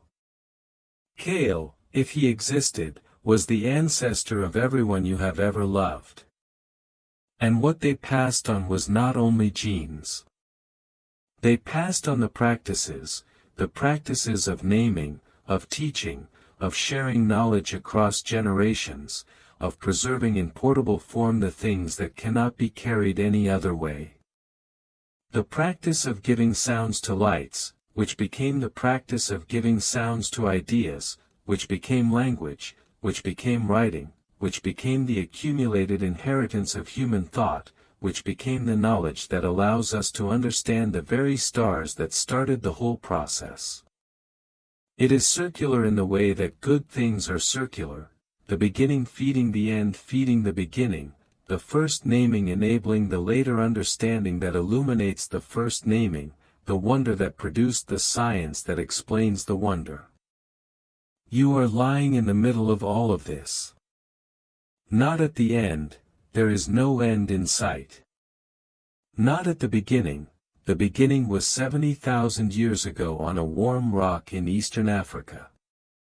In the middle, which is where all living people always are, surrounded by the past behind them and the future ahead, holding in their bodies the long biological inheritance of everything that came before and carrying in their minds the beginning of everything that will come after. The sound that Kale made for his star is gone. The sound itself, the specific vibration of air produced by his specific throat in that specific moment on that specific evening, dissipated in the seconds after he made it, carried away by the night air, absorbed by the grass and the rock in the dark. It does not exist anywhere in the physical universe. It is gone the way all sounds are eventually gone, the way all individual moments are eventually gone, consumed by time. But the impulse that produced it is not gone. The impulse is here, right now, in the part of you that wanted to listen to this story about an ancient man who looked at the sky and felt the need to give what he saw a name. The impulse is here in the way the word star feels in your mouth, if you say it quietly, a shape made of air that somehow holds a light inside it, a sound that has been meaning something beautiful for longer than anyone can trace. The impulse is here in the fact that you know the names of some stars and that knowing those names feels different from knowing other things, feels older somehow, feels more intimate with the dark. The night is all around you. The stars are above you, on the other side of everything. Somewhere in eastern Africa, on a ridge of dark rock that still exists, still warm in summer, the grass still moving in the evening wind, a young man sat down and looked up and made a sound that no one heard except one old woman who had been waiting, without knowing she was waiting, for someone to share it with. You are the someone. You have always been the someone. The sound has been traveling toward you for 70,000 years. Lie still for a moment. Let the thoughts settle. The story you have been hearing is not separate from the story you are living, it is the same story, running continuously from that ridge in eastern Africa to wherever you are lying now, the same impulse, the same reaching, the same looking upward that began before writing and before cities and before any of the structures that separate your world from Kale's world. Beneath all of those structures, the impulse is there. It is in you. It is, in fact, one of the most ancient things about you. You have looked at stars. Not tonight, perhaps, not recently, but you have looked at them, at some point in your life, with the quality of attention that is different from ordinary looking, the attention that does not require you to do anything or decide anything or understand anything. You have looked at the night sky and felt, however briefly, the feeling that Kale felt, the feeling of being small and enormous at the same time, of being outside and inside simultaneously, of the self expanding to accommodate something it cannot contain. That feeling is the inheritance. That feeling is what was transmitted, from the ridge in Africa through all the generations to whatever place and time you occupy tonight.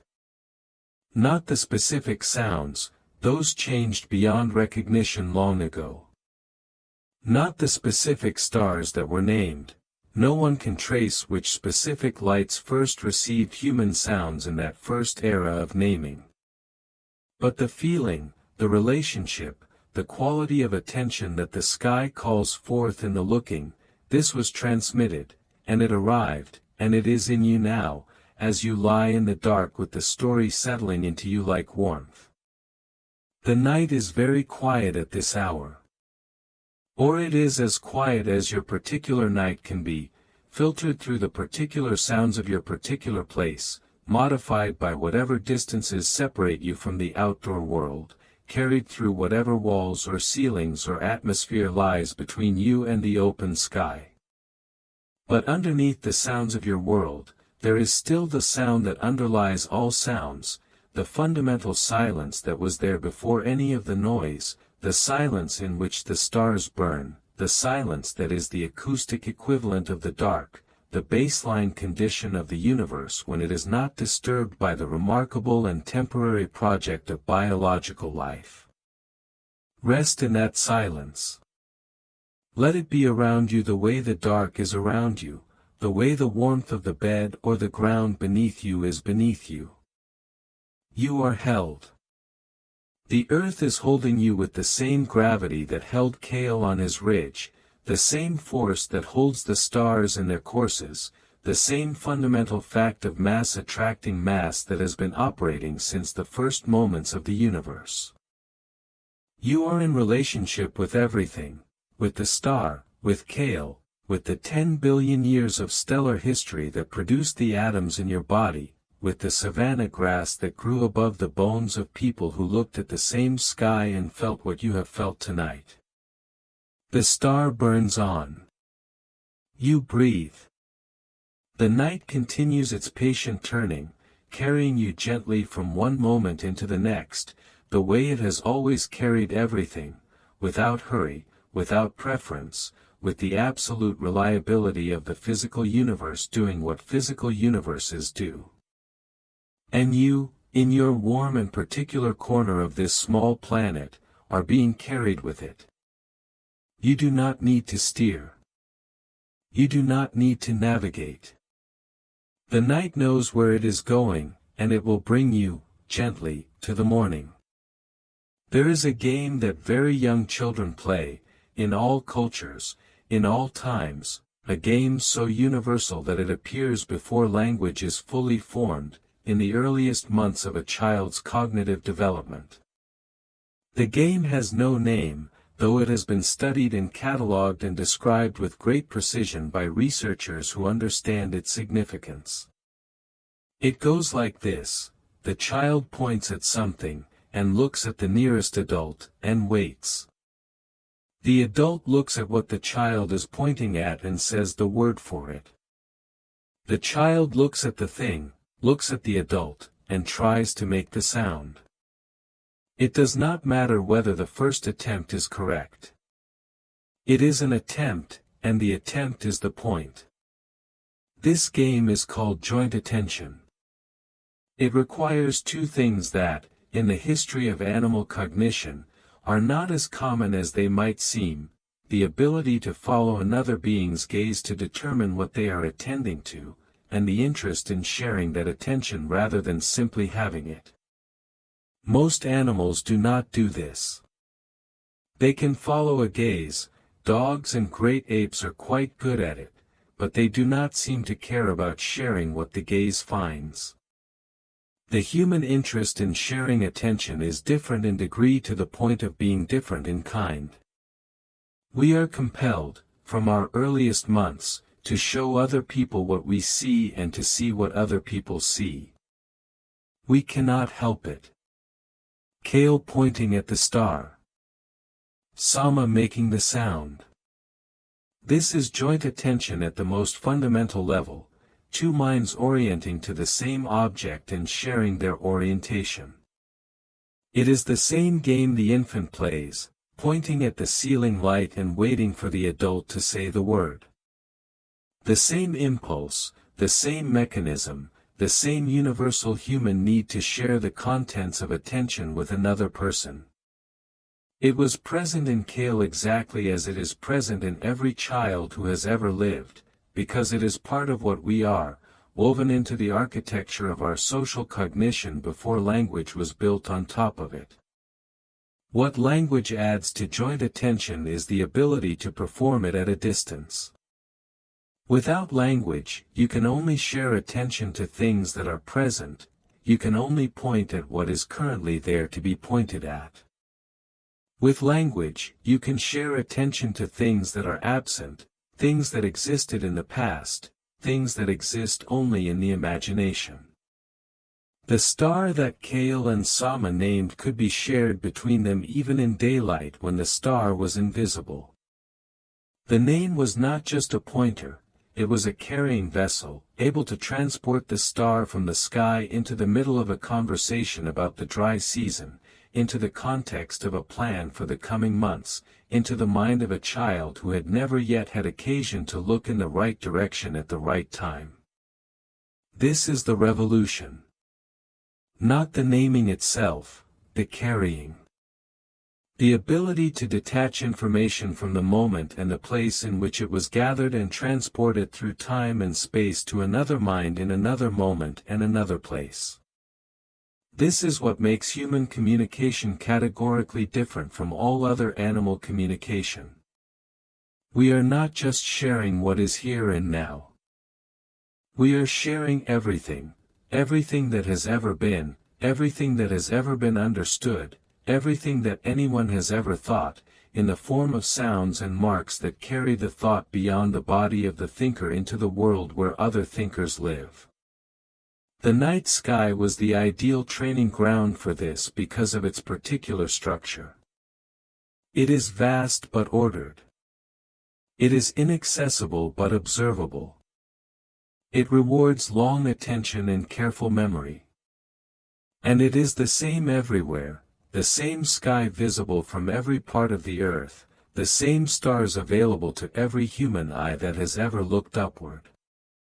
The star that Kale named could, in principle, be named by someone in a completely different part of the world, and it was, and is, and has been named in hundreds of languages, the same star wearing different names in different mouths, all pointing at the same light.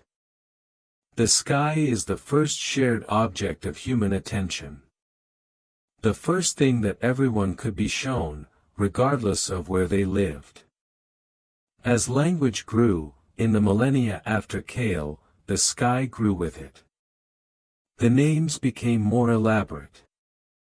The patterns were organized into pictures, the bears, the scorpion, the hunter, the river, and the pictures became stories, and the stories became navigation tools and calendars and mythologies and eventually the systematic observation that became astronomy. Each step built on the previous step, and the previous step went back, always, to the first step, the act of pointing and naming, of saying this one, with this sound, so that we can think about it together. The naming did not stop with the stars.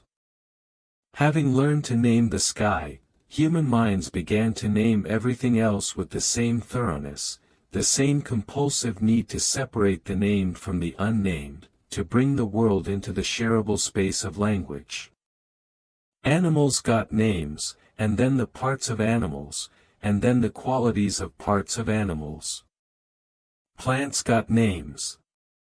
Rocks got names. Types of weather got names. Types of pain got names. Types of relationships got names. The emotions got names. The parts of the mind got names. And in the naming, each thing became slightly more real, more available to thought, more amenable to comparison, more capable of being passed from one mind to another across the distance of time and space that separates all individual minds from each other. You are made of names. Not entirely, there is a self underneath the names, a warm biological self that existed before you learned any words and that will persist after language has faded from your sleeping mind tonight. But the world you navigate, the world you understand, the world you share with other people, that world is made of names. You wake each morning into a world that has been thoroughly labeled, a world in which almost nothing important is still waiting for its first sound, and the thoroughness of the labeling is so complete that you can almost forget that it happened at all, that there was a time before it, that someone had to name each thing for the first time. Someone did. Someone named the stars, and the naming of the stars was the beginning of all the rest. Not just in astronomy, not just in science, in everything. Every word in every language that has ever been spoken descends, at its deepest root, from the same act. The act of looking at something and agreeing on a sound. The act of saying, this, specifically. The act of separating one thing from everything else and giving the separation a voice. It is very quiet now, in the band's camp. The fire has burned low and red and warm. The children have been sleeping for hours. Even Davin has given up his watchfulness and lies on his side with his eyes closed, his breathing slow, his body doing the deep work of repair and restoration that sleep exists to perform. Only Kale is still partly awake, lying on his back with his eyes closed, not quite asleep, in the state that lies between the two, the state in which the mind is still present enough to have thoughts but the thoughts have a different quality, looser, more associative, more like the world felt before language covered it. In this half-asleep state, he is not thinking about stars or names or the discovery he has been living inside for weeks. He is simply present in the warm darkness, feeling the earth beneath him and the soft weight of the night air above him. His heartbeat is slow. His breathing is slow. The sounds of the savannah, the insects, the distant animals, the small constant adjustments of the world going about its nighttime business, pass through him without snagging, the way sounds pass through a sleeping mind that has decided there is nothing there worth waking for. The star he named is above him. Not visible to him, his eyes are closed, and the sky is somewhat clouded tonight, and in any case the star is past its zenith now and moving toward the western horizon. But it is there. It will be there tomorrow night, and the night after, and the night after that, for longer than the land beneath him will be the same land, for longer than any descendant of his can imagine. It burns. It carries its light outward in all directions at once. Some of that light will reach a small warm planet. Some of that light will reach the eyes of creatures who will look at it and feel what Kale felt, the particular combination of smallness and enormity, of belonging and distance, of love addressed to something that cannot receive it. He sleeps. Around him, everyone sleeps. The fire settles into its last coals and the coals grow dimmer and the darkness deepens a little as the fire's light withdraws, and then there is only the starlight, filtered tonight through a thin layer of cloud, softened, diffused into a general luminosity that is barely more than the dark, but present, always present, falling on the sleeping faces of the band with the patient indifference of a universe that does not know it is beautiful. It does not know. But they know. And in the knowing, in the naming, in the teaching, in the small sounds made for specific lights in a specific sky, the universe has found, in the form of this warm-blooded, upward-looking, compulsively naming species, the only mirror it has ever had. There is something worth sitting within this, the idea that the act Kale performed, on that ridge in that African evening, was not just the first instance of a behavior that would become common. It was the establishment of a template. A template for how minds engage with what is beyond their immediate reach, how attention lifts itself above the horizontal plane of survival and need, how one human brings another human to look at something that is not useful, not edible, not dangerous, but simply beautiful, and there, and worthy of a sound. Every time a parent has pointed at the moon and said its name to a child who could barely speak, that template has been used. Every time a teacher has said look here and students have looked, the same motion has repeated.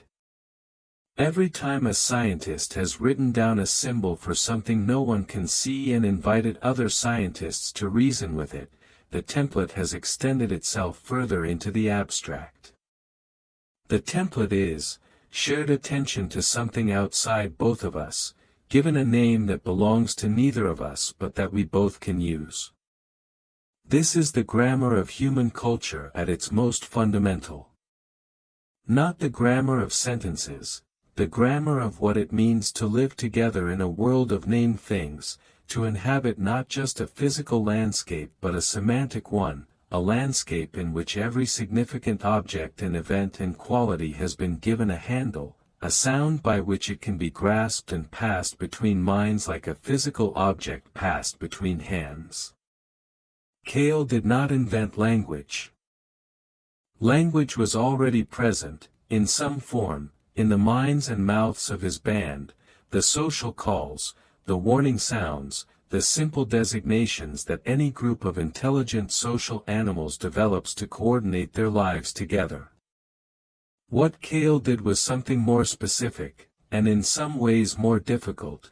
He applied the naming impulse to something that did not need to be named for survival.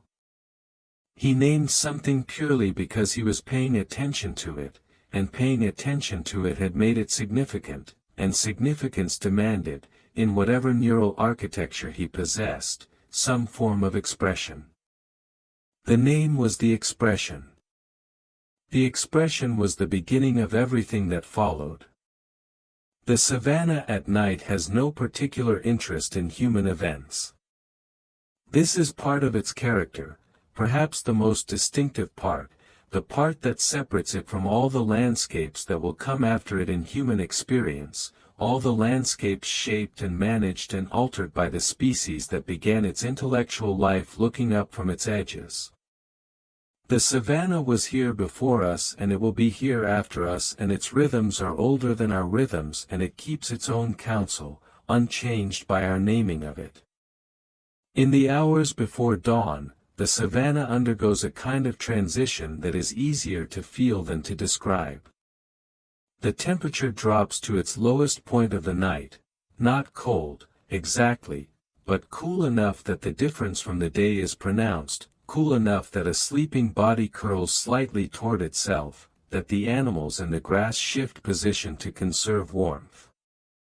The insects thin their chorus.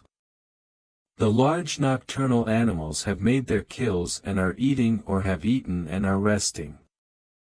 The diurnal animals are still deep in their sleep, their bodies preparing for the exertions of the coming day. This hour, the hour before the birds begin and after the last owl has fallen silent, is the quietest hour.